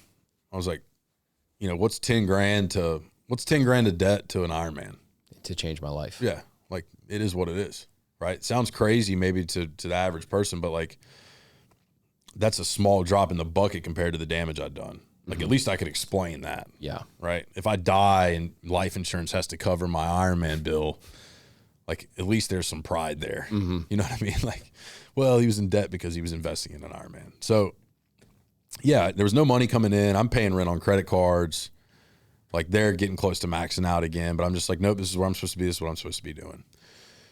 So we train up for this Ironman. We go and do it, which is interesting because that's something else we have in common, I believe, was that Ironman. We both did Waco 2021, and Harry and I were supposed to do Ironman Mont Tremblant because in some ways similar to you, we were just so disenfranchised with just the lifestyle we were living up in the Northeast, and we were like, we just need a huge race to shake the trees and just get us out of here. So we were supposed to do Mont Tremblant. Mont Tremblant got canceled, and we had the option to either get a refund or roll the credit into another race. So we're like, we're either doing Ironman Florida or we're doing Ironman Texas because we know those races aren't going to get canceled. So we did Ironman Waco as well, and we didn't even know it, but we towed the line for the same exact race, which is just like such a special, cool commonality that we both share. Yeah, it's wild. When you guys shared that with me, it blew my mind. Yeah, it gave me chills. Yeah, so we get to that Ironman, we do it, but the thing that we talked about Natasha a little bit. The thing that's so special about her is it doesn't matter if you're a Trip Ison level athlete or you're a Nick Bear level athlete. Like, you get Natasha. Yes. I remember I'd finished the Ironman in 14 hours and 35 minutes, I want to say. Don't quote me on that. We can look it up, but something like that. The rest of the team had finished well before me, right? They were all having dinner, doing whatever. And I'm on like mile 18 of the run, like broken off, like just loving it, right? Like, this is amazing. I can't believe it's been, 15 months since I got sober. I've lost 107 pounds at this point, and I'm doing a full Ironman. Like, this is the greatest life possible. But I'm out there just like zoned out doing my thing, and I peep up, and like I see this lady coming on a bicycle, and it's her. And she spent like miles with me. Just like, I'm like, what are you doing with me? You know, you have all the other like athletes have finished. She's like, no, but you're an athlete. Like, I'm here for you. Like, I'm your coach. That meant the world to me, right? It was like, I think throughout the journey of knowing her, there's been so many different examples of who she is as a person, but like, that's just another one. Yes. Of just how amazing she really is. And I think she was such a massive part of bringing me back to my faith too. Right? Like, she same thing, didn't like force it down my throat, so to speak, but she's like, hey, do you go to church? Do you believe? Like, these types of conversations. And she invited me. And so I can honestly say, if it wasn't for her, like, I wouldn't be in the same situation that I am right now. I wouldn't have gotten baptized in front of you. Yep. Like, at her house, in her swimming pool. Right. Like, she to me is like one of the angels of the earth, right? She truly is an angel. And we have another similarity where it's like her above anyone else in this space. Just hold her to the utmost regard. And I'd imagine for you, just like being at that point in the race, super proud of yourself. You probably had this crazy 14.5-hour conversation, just reflecting on the last couple decades of your life and all the progress that you've made. And then to have this amazing support system when you probably felt alone when you were in Atlanta and Florida, and just be like, everything's coming together. Like, God's got his hand on my heart and my life right now. Yeah. Yeah, for sure. The crazy thing about endurance sports, I never got in it to win a race. Like, could care less. Never cared about time. It was finish, right? It was to do something I'm not supposed to do, right? Or I wasn't supposed to do. People would say I wasn't supposed to do. But the first person that ever introduced me to any type of endurance sport was actually Will, who we've talked a little bit about. When we moved to Austin the first time, I used to make fun of him, dude. Like, yeah, I'm like getting into marathons and doing half Ironmans. And he's like, doing the whole 30 food challenge. I'm eating nuts and berries for 70 days, whatever it was. Yeah. Like, he was always doing that kind of thing. And I used to make fun of him for it, and I'd eventually try it. So I think part of the reason that I got into endurance sports alone was because he'd planted that seed long before. Got it. So I can't give all the credit to YouTube or the freeze. Like, Will was a part of that too. But yeah, there's so much packed into that time, that first 14, 15 months of sobriety, that like, I don't remember a whole lot. I just remember like not stopping. That's all I remember. Like, I don't remember downtime, right? And like I said, I wasn't working, but I was working out. Like, I was just working out, and I was eating like super basic, boring foods. And it was hard, right? Like, it was tough, but I enjoyed that it was tough because there was something in me that knew I put myself in that situation. Yeah. You gave into that dark pleasure for years, the feeling of drawing the line in the sand, whether it's a diet, whether it's sobriety, whether it's, whenever you do those difficult things and you draw the line in the sand and commit to it, it's like every meal, every rep, every pedal on the bike, you gain so much confidence in yourself, which I can only imagine what you were experiencing, understanding where you were a few years prior. Tell the listener what you did at mile 25 of the race, because I think that's a really important point. Yeah, so I get to mile 25. There's like a mile left, obviously. For those who don't know, the Ironman is a 2.4 mile swim, 112 mile bike, and then a 26.2 mile run. Get to mile 25 of the run, and Natasha was with me at that point, and she's like, all right, run to finish, whatever. And I'm like, no, I just I just want to like take this time to myself, right? Like I just want it to be with me. And she's like, okay, cool. Like, see you at the finish line. That's what happened. She's like, okay, see you there. But I walked it in, and like, it was this moment of like, all of it came back. Like this, you talk about like a Rolodex of like all the bad, all the dark, all the empty, all the lonely, all the pain. And watching that Rolodex like transition, if you will, into like light, right? Like it was like, just dark photo after dark photo after dark photo. And then suddenly like light started to come into the Rolodex of photos. And it's like me day 1, me day 2, me day 3, me day 30, me day 60, me moving to Austin, all these things. Right. And I think that was the first time that I got emotional, right? I was in kind of like a pure savagery mode up into that point. Like I was a dog. Like you couldn't tell me anything. It was Ironman or bust. Like it was stay out of my way. I don't have time for anything. Like this is what I'm doing. But it was the first moment I think that I like allowed emotion. I allowed myself to feel what had actually happened and what had went down. So I think that those times are necessary and appreciated. I think that as a society though, we jump to them too quick sometimes. We want that reflection to happen next week. And that one took 15 months. Yeah. You know what I mean? But I get to the finish line. Natasha's there. My mom's there. My brother's there. My dad, right? My dad who left when I was 5 was there. So biological dad is there. Yeah, biological is Pops dad. There too? Pops is working. Okay. Pops is on working. brand. Pops is working. So that's the interesting thing about their business. If my mom's not working, my Pops has got to be working. One of them got to be on. So, but my dad's there. Like, it's just crazy. It's this moment of like, holy shit, like 15 months, man, 15 months. This is what happened.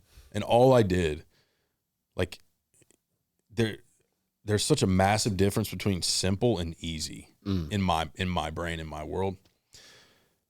Simplicity doesn't mean easy. It could mean very hard, right? It's just like a small amount of things to follow, right? In my mind, easy and simple never align in my world, right? When it comes to big goals, right? To run a marathon is a simple goal.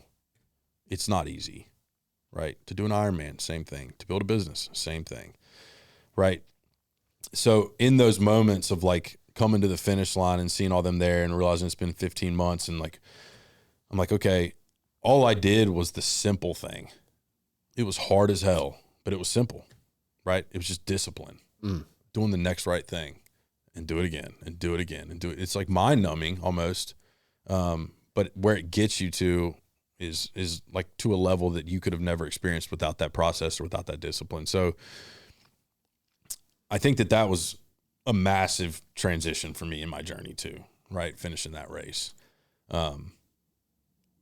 I get back, this is more on the faith side. I get back, we hadn't had any work up until this point, right?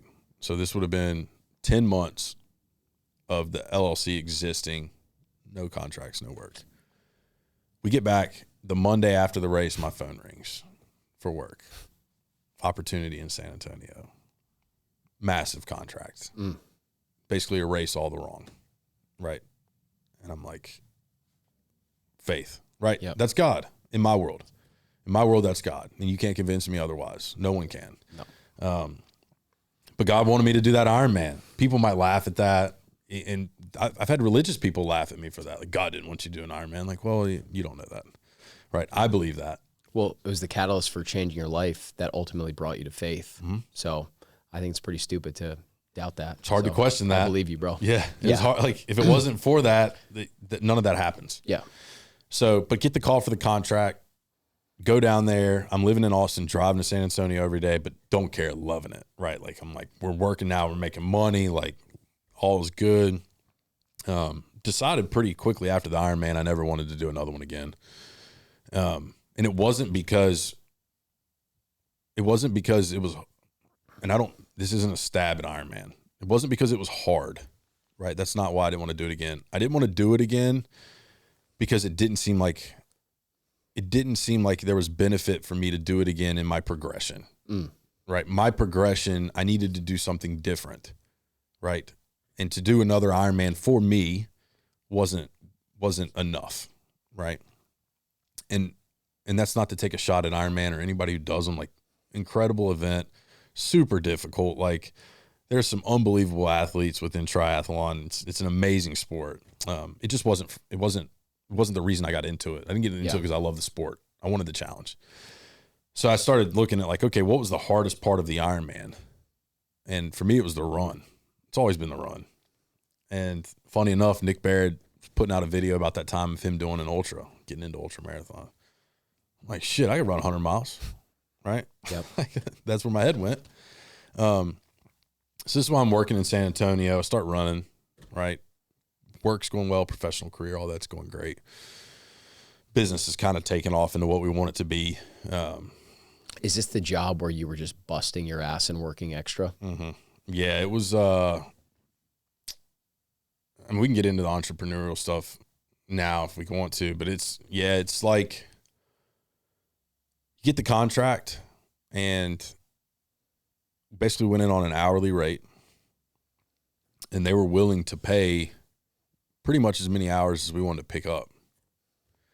Well, financially, we were in a place like there's no choosing, right? It's just work. And, it's work your eyeballs off type of work. Like pouring concrete 2 a.m, you're there till 5 or 6 in the afternoon doing other stuff. And then you drive back to Austin, fall asleep, like literally 10 minutes after getting home, you fall asleep, you wake up in the middle of the night, go do it again. But I would tell people always ask, like, oh, it must be nice, right? Like, or they say it must be nice. And, I think I'd be doing them a disservice if I sit here and acted like it isn't nice to have your own business. Like, there's certainly perks to it. But I would say understand that to get to those perks, you got to go to some pretty dark places. Yes. And you got to commit a lot, and you got to lose a lot, and your faith's going to be tested, not just from God, but like your faith with friends and family, and like it's all going to be tested. That's what I would tell people. Yeah. Because the gift isn't given right without the dirt. Like, yes. It's just not. Some people might have had that experience. It wasn't mine. It wasn't y'all's. Yeah. Right. Like, it wasn't a lot of people who start businesses. There's, you hear this concept of overnight success all the time. Like, nah, man, my overnight success took 33 years. Right. Yeah. That's what it took. Yeah. It took me wrecking my life, destroying it. Right. Having for all intents and purposes, like a pretty fair upbringing. Right. And a pretty great upbringing in a lot of ways. And me self-sabotaging that. Right. I destroyed that. Right. Because I didn't have the awareness to get the help that I needed and do the things that I needed to do. So I think, this concept of overnight success is like, no, your whole life leads to it. Yes. Right. And you don't hear that though from people who have a business. Yeah. I've yet to hear someone be like, oh, it was an overnight success, we're making millions. Like, no, that's not what you hear. No, you hear that this is probably the biggest thing, 260 episodes in. We've probably had over 50, close to 100 founders on the podcast of different types of businesses. And almost every single person talks about the feeling of, hey, I actually took my 401k and I sold it. I had nights where I was on the floor throwing up because I was so nervous about the fact that I just gambled everything on this thing. I remember feeling like I was digging and digging and digging. I had no fucking clue when I was going to hit the well. That's the consistent theme amongst 50 to 100 podcasts, and it's so true with you. And you went through this crazy period where it was like, in some ways, 30 plus years of quote unquote failure relative to your potential to finally getting your act together, where you do this massive physical hurdle. So you overcome the physical barrier that had been holding you back for years. And then God says, okay, Trip, now you're ready. Now I'm going to help you overcome the financial barrier too. So like 2 strokes, you knock both of those things out. Yep. But it was hard freaking work to get there. Yep. And you know what? Like, when God gives you a test and you pass it, he gives you another one. That's the other thing I want to share with people. Like, the job's not ever finished, right? You're not done. Yep. Like as soon as you check a box or you complete a mission, whatever you want to call it, like there's something else coming down the pipe. Mm-hmm. The growth occurs when you're ready for it. You're willing. You want it. Yes. You're like, give it to me. Yep. I'm ready for it. Like it's dark, it's hard, it's tough, it's difficult, it's scary. Like I want that.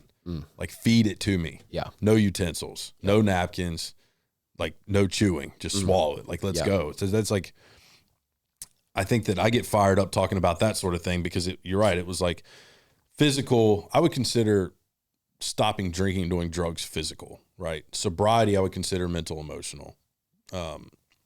Because those two things are kind of different for me. Like stopping drinking and doing drugs to me isn't sobriety. Sobriety is, I had an old timer explain it to me one time that, you know, when you stop drinking, doing drugs, if you have this sheet of paper, you stop drinking, doing drugs, you just tear the corner of the sheet off the paper. The rest of that paper is sobriety. That's your life. Interesting. Yeah. And that always stuck with me of like, there's so much more to it. But either way, get the professional thing starts going well. Then mentally, emotionally, I start getting challenged, right? Specifically emotionally, like deeply challenged. And I'm like, okay, I can't run from it anymore, right? I have to face it. It's here because I have to face this thing. Like whatever it is, I got to face it. 10 toes down, let's do it. So that's when I get back deep into my therapy journey. Huge proponent of therapy, going to a therapist. And more so of a proponent of it if you're one of those people, because I'm one of them, is like, I don't really know what I'm going for. Like, you need to go. Yeah. Like that's even a better reason to go. Because there's so much to map out about yourself and who you are, and they help guide you to that. I'm able to understand now, like as I sit here today, why I feel a certain way about a certain thing. Mm-hmm. And just that clarity alone gives me the option to choose a different path. Right. Versus just continuing to live the same thing over and over again. So I'm a huge proponent of therapy, still deep into it. I have an awesome therapist. And I'm excited to continue on that journey and on that path because I think that there's so much untapped potential, not just within me, but within all of us. And it's like, you can't get there though, unless you're willing to like continuously rip the Band-Aid off. Yes. And just keep feeling. And so that's kind of the newest wave that I've been on and where most of the work's taking place. And I feel as if all these things are going to come together. Right. So we talked about the spiritual side and getting baptized again. It's probably worth diving into a little deeper, but I grew up, I explained a little bit around having exposure to faith. And I was baptized in a Nazarene church. Still to this day, no clue what that means. I don't know what that means. Yeah, no clue. But by an excellent person, right? I can tell you that. And hopefully he gets to listen to this, but like by an excellent person. But my faith always brought me back. You know, the night I got sober, the conversation that I had after that last drink, all I said, like I was sitting on the couch and I just told God, I said, hey, I'm ready if you're ready. Right. And that was it. Like that was my faith. Right. And God was like, okay, you're ready. We're going to throw this life at you now. Mm-hmm. And so faith was always part of the picture. And then Natasha helped reinforce that. People within the Thrive community for sure. But I just knew that I was ready to publicly like acknowledge, like, this is my path. Yes. I choose God. That's what I choose. Yeah. No fear, no shame. Like it is what it is. Because what's crazy is I had that approach to everything else. I was willing to tell people about my sobriety, my alcohol abuse, my drug use, my addiction to women, my addiction to lying, my addiction to everything, right? Like all of the flaws, but I was scared to publicly be like, I love God. Right? Why? Because I felt like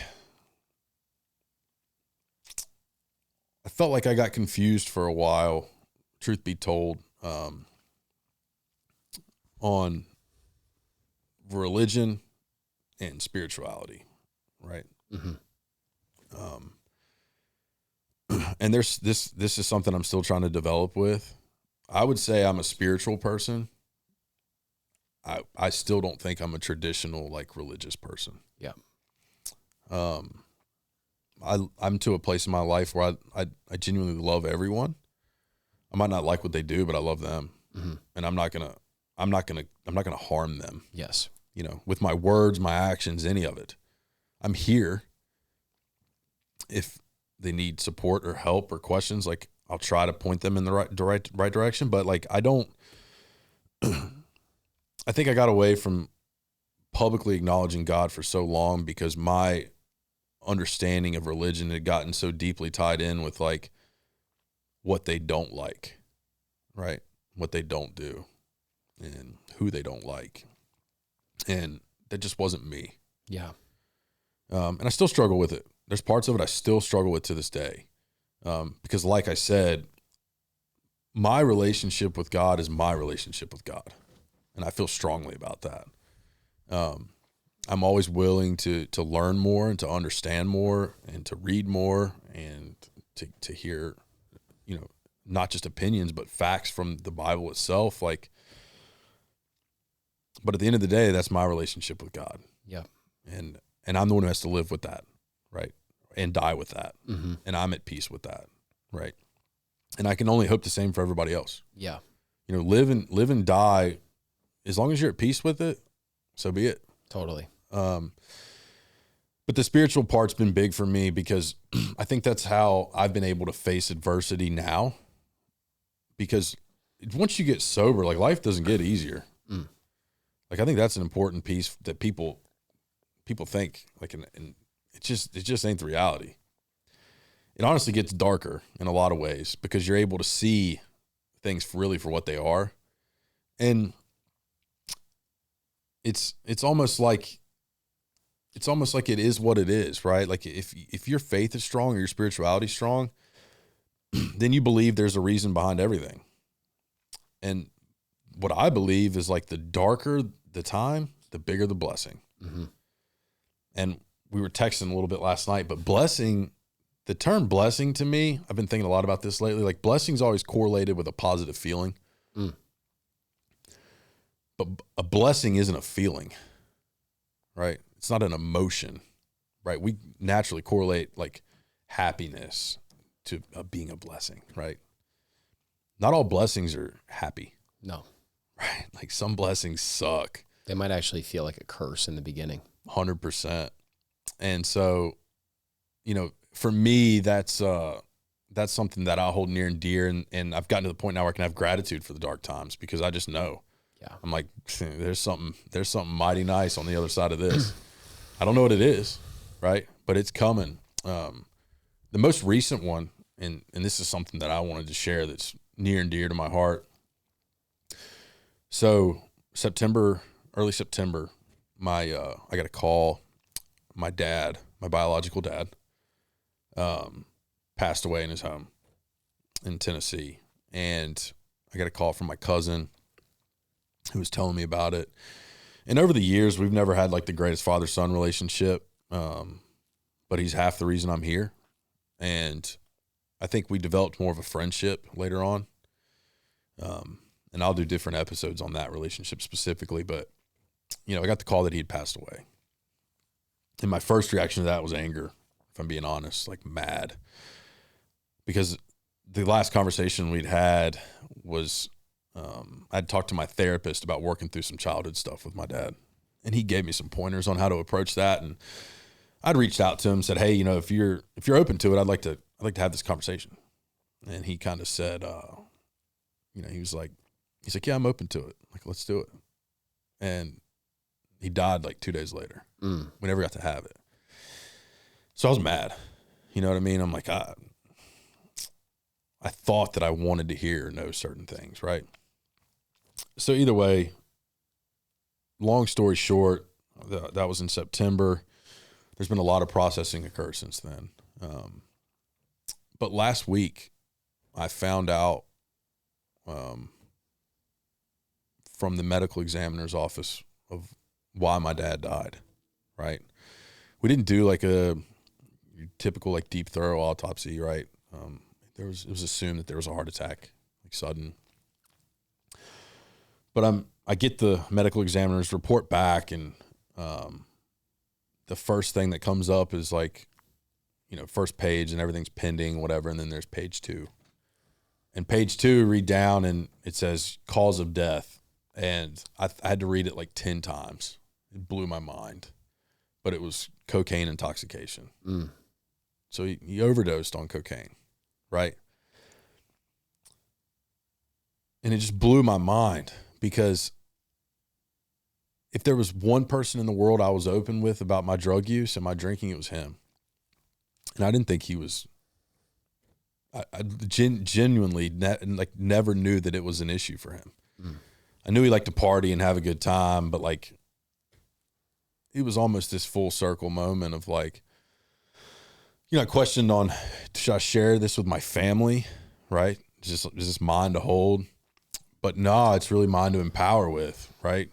And that's what Ain't Dead Yet is. Yeah. It's like, tell the truth. Tell your story. Talk about the impacts that it had and what you do with it. Yeah. And to me, it was just God saying, like, here, this is another reason that you need to help people. And you need to get in front of whoever and however and tell them the truth, and not act like, life's great and dandy. Like, there's people I meet today that haven't known me or know my past. They just think I'm like this great human. And I'm not saying I'm a bad human, but like, this wasn't bought, right? It was built, right? And it came from a dark place. And the point of the whole Ain't Dead Yet thing for me is, if you're in a dark place, you don't have to stay there. It can change, right? You can change. Yeah. You just got to make that decision, and you got to want it. Yeah. You got to want it for reasons bigger than holding on to a girlfriend or a wife or a husband, or doing it like, and this sounds deep and dark, but like, you got to do it for yourself. It has to be selfish, which is like so confusing, because addiction is selfish. Yeah. Right. But to get sober and recover, I think you got to be selfish. Yeah. Right. And I say it's a balance of being selfish and being of service to others who are struggling. Yeah. And so, when I got that news about my dad, it didn't put me into a hole of like, okay, oh my God, I'm devastated. Like, how am I going to like deal with this? It's like, no, I'm going to take this. It's jet fuel. Like, how can I help someone? Right. Because I believe the reason he died from that is because he couldn't talk about it. And what's crazy is like, he had to listen to his son tell him about his own sobriety. Right? Like, hey, Dad, I stopped doing that stuff. Like, I've been a year sober, 2 years sober. Yeah. He saw me do an Ironman, 3 years sober. He got to witness all of that. And meanwhile, behind the scenes, he's dealing with that. Yes. And it's like, damn, dude. Like, he didn't feel comfortable telling me. And it's like, we got to get to a place as a society, like, and I've used this word once on here before, and I don't like using it. I'm trying to stop cursing so much, but like fuck the stigma.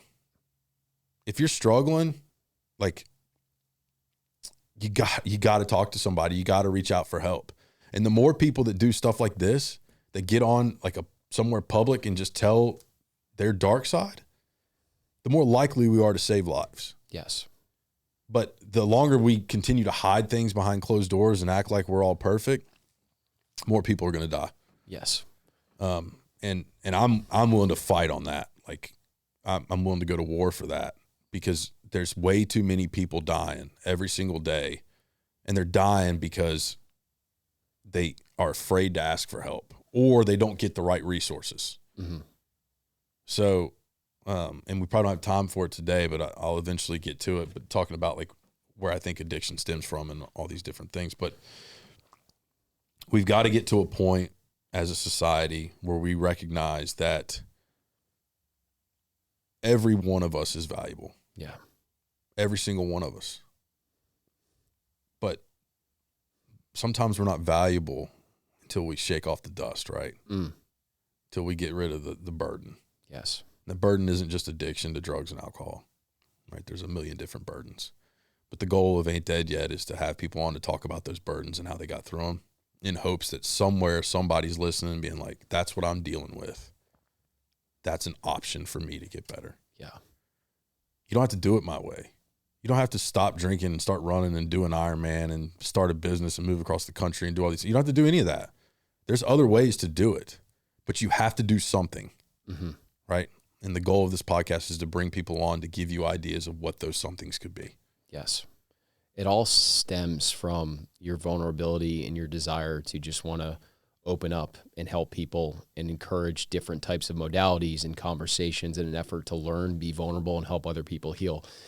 You're not starting this podcast because you want to hear yourself speak or get famous or build a following. You're literally doing it to change lives. And I think the story about your dad is so powerful. And I remember when you told me that, I think when we had met at that camp, that dinner when we were out at the fire, I think he had passed only a few weeks before. It was a month ago.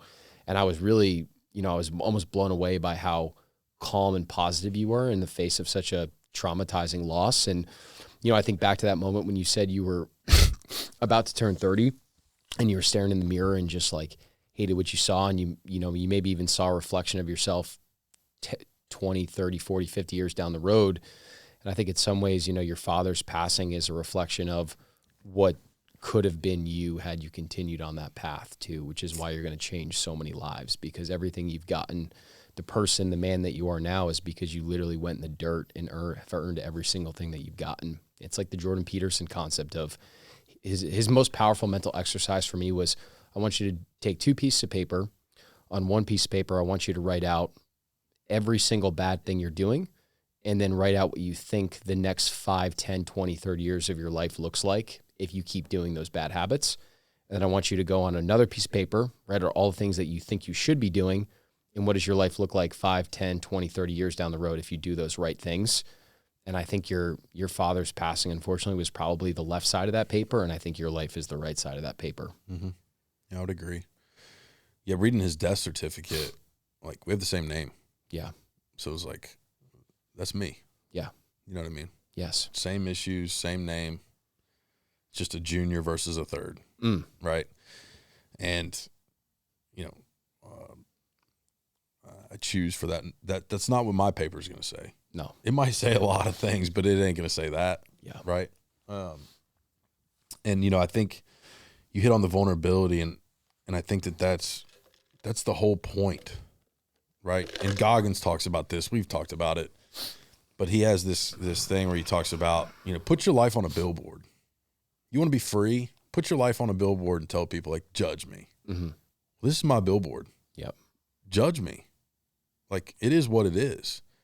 But if my vulnerability and my shortcomings and my flaws and my past helps one person, I'm good. Yeah. I'm going to sleep just fine. Yes. And if we could all get to that place, man, the world would be a much better place. You proud of yourself? Not yet. No. It's hard because from a friend's perspective, like when I hear the full context of your story, and I'm sure the listeners feel this too, I'm like, dude, you should be so proud of yourself. But I respect the fact that you're not.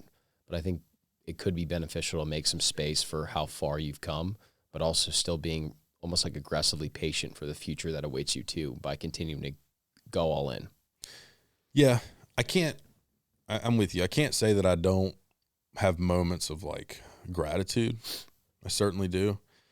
It usually comes though in like the most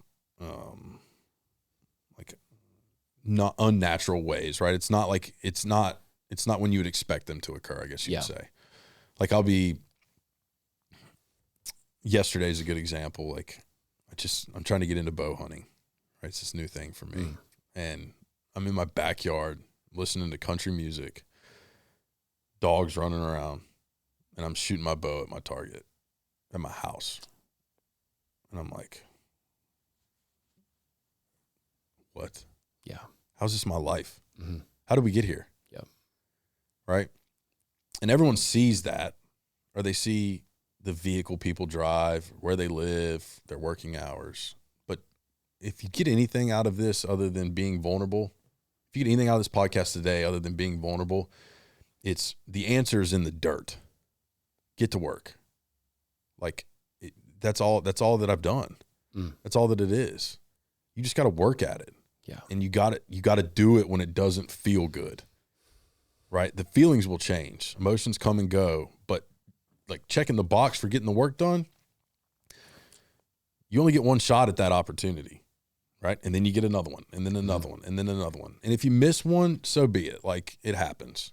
You slip up, you miss an opportunity to improve yourself, like that happens. And I'm not perfect, and my journey was not perfect to get here, even in sobriety. Like, my sobriety stayed perfect from like a drinking and drug use perspective, but I definitely fell short numerous times. But all I did was just get back up and keep working. Yeah. And you can't worry about how other people judge you, right? I don't know how many people I meet that like the first thing I tell people now, specifically like people that I feel like might judge me. I don't know if this is healthy or not. Probably should talk to my therapist about it. But I'll say like, hey, nice to meet you. I'm Trip. And they'll be like, oh, what's a little bit about you? The first thing I say is, oh, I got sober 3.5 years ago from alcohol and drugs. Right? Like, I want you to judge. Like, go ahead. Yeah. Like, it's almost, you almost get addicted to that fuel. You also get addicted to, when you go on this path, you really value deep connection and relationship. And you almost are unable to just make small talk where it's like, oh, where are you from? What's the weather? What do you do for work? It's like, no, I want to tell you about me, and I want to learn about you too. Yeah. So that's why you choose to lead with that, I think, whether you're conscious of it or not. Probably. And I'm always looking to build the foxhole. Yeah. You know, and the foxhole isn't surface level. There's nothing about it surface level. I got to know, you know what I mean? I got to feel it. And so you're probably right. I think that is why I lead with that a lot of times.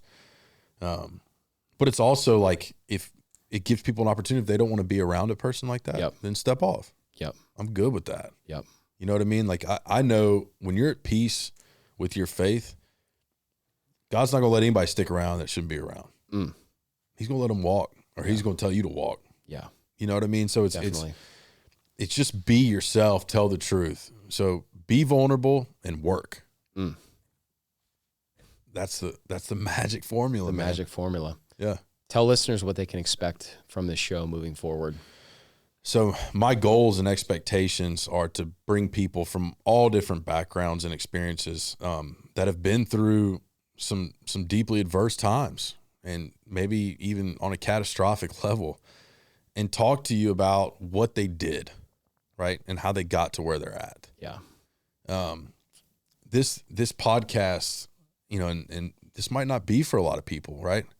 You know, it's not going to be one of those shows or places or spaces where, you know, it's going to be just 2 hours of happiness and beautiful conversation. Like, I want to talk about like the bad stuff, because the bad stuff is what people relate to, right? Everyone's got skeletons in their closet. Everybody.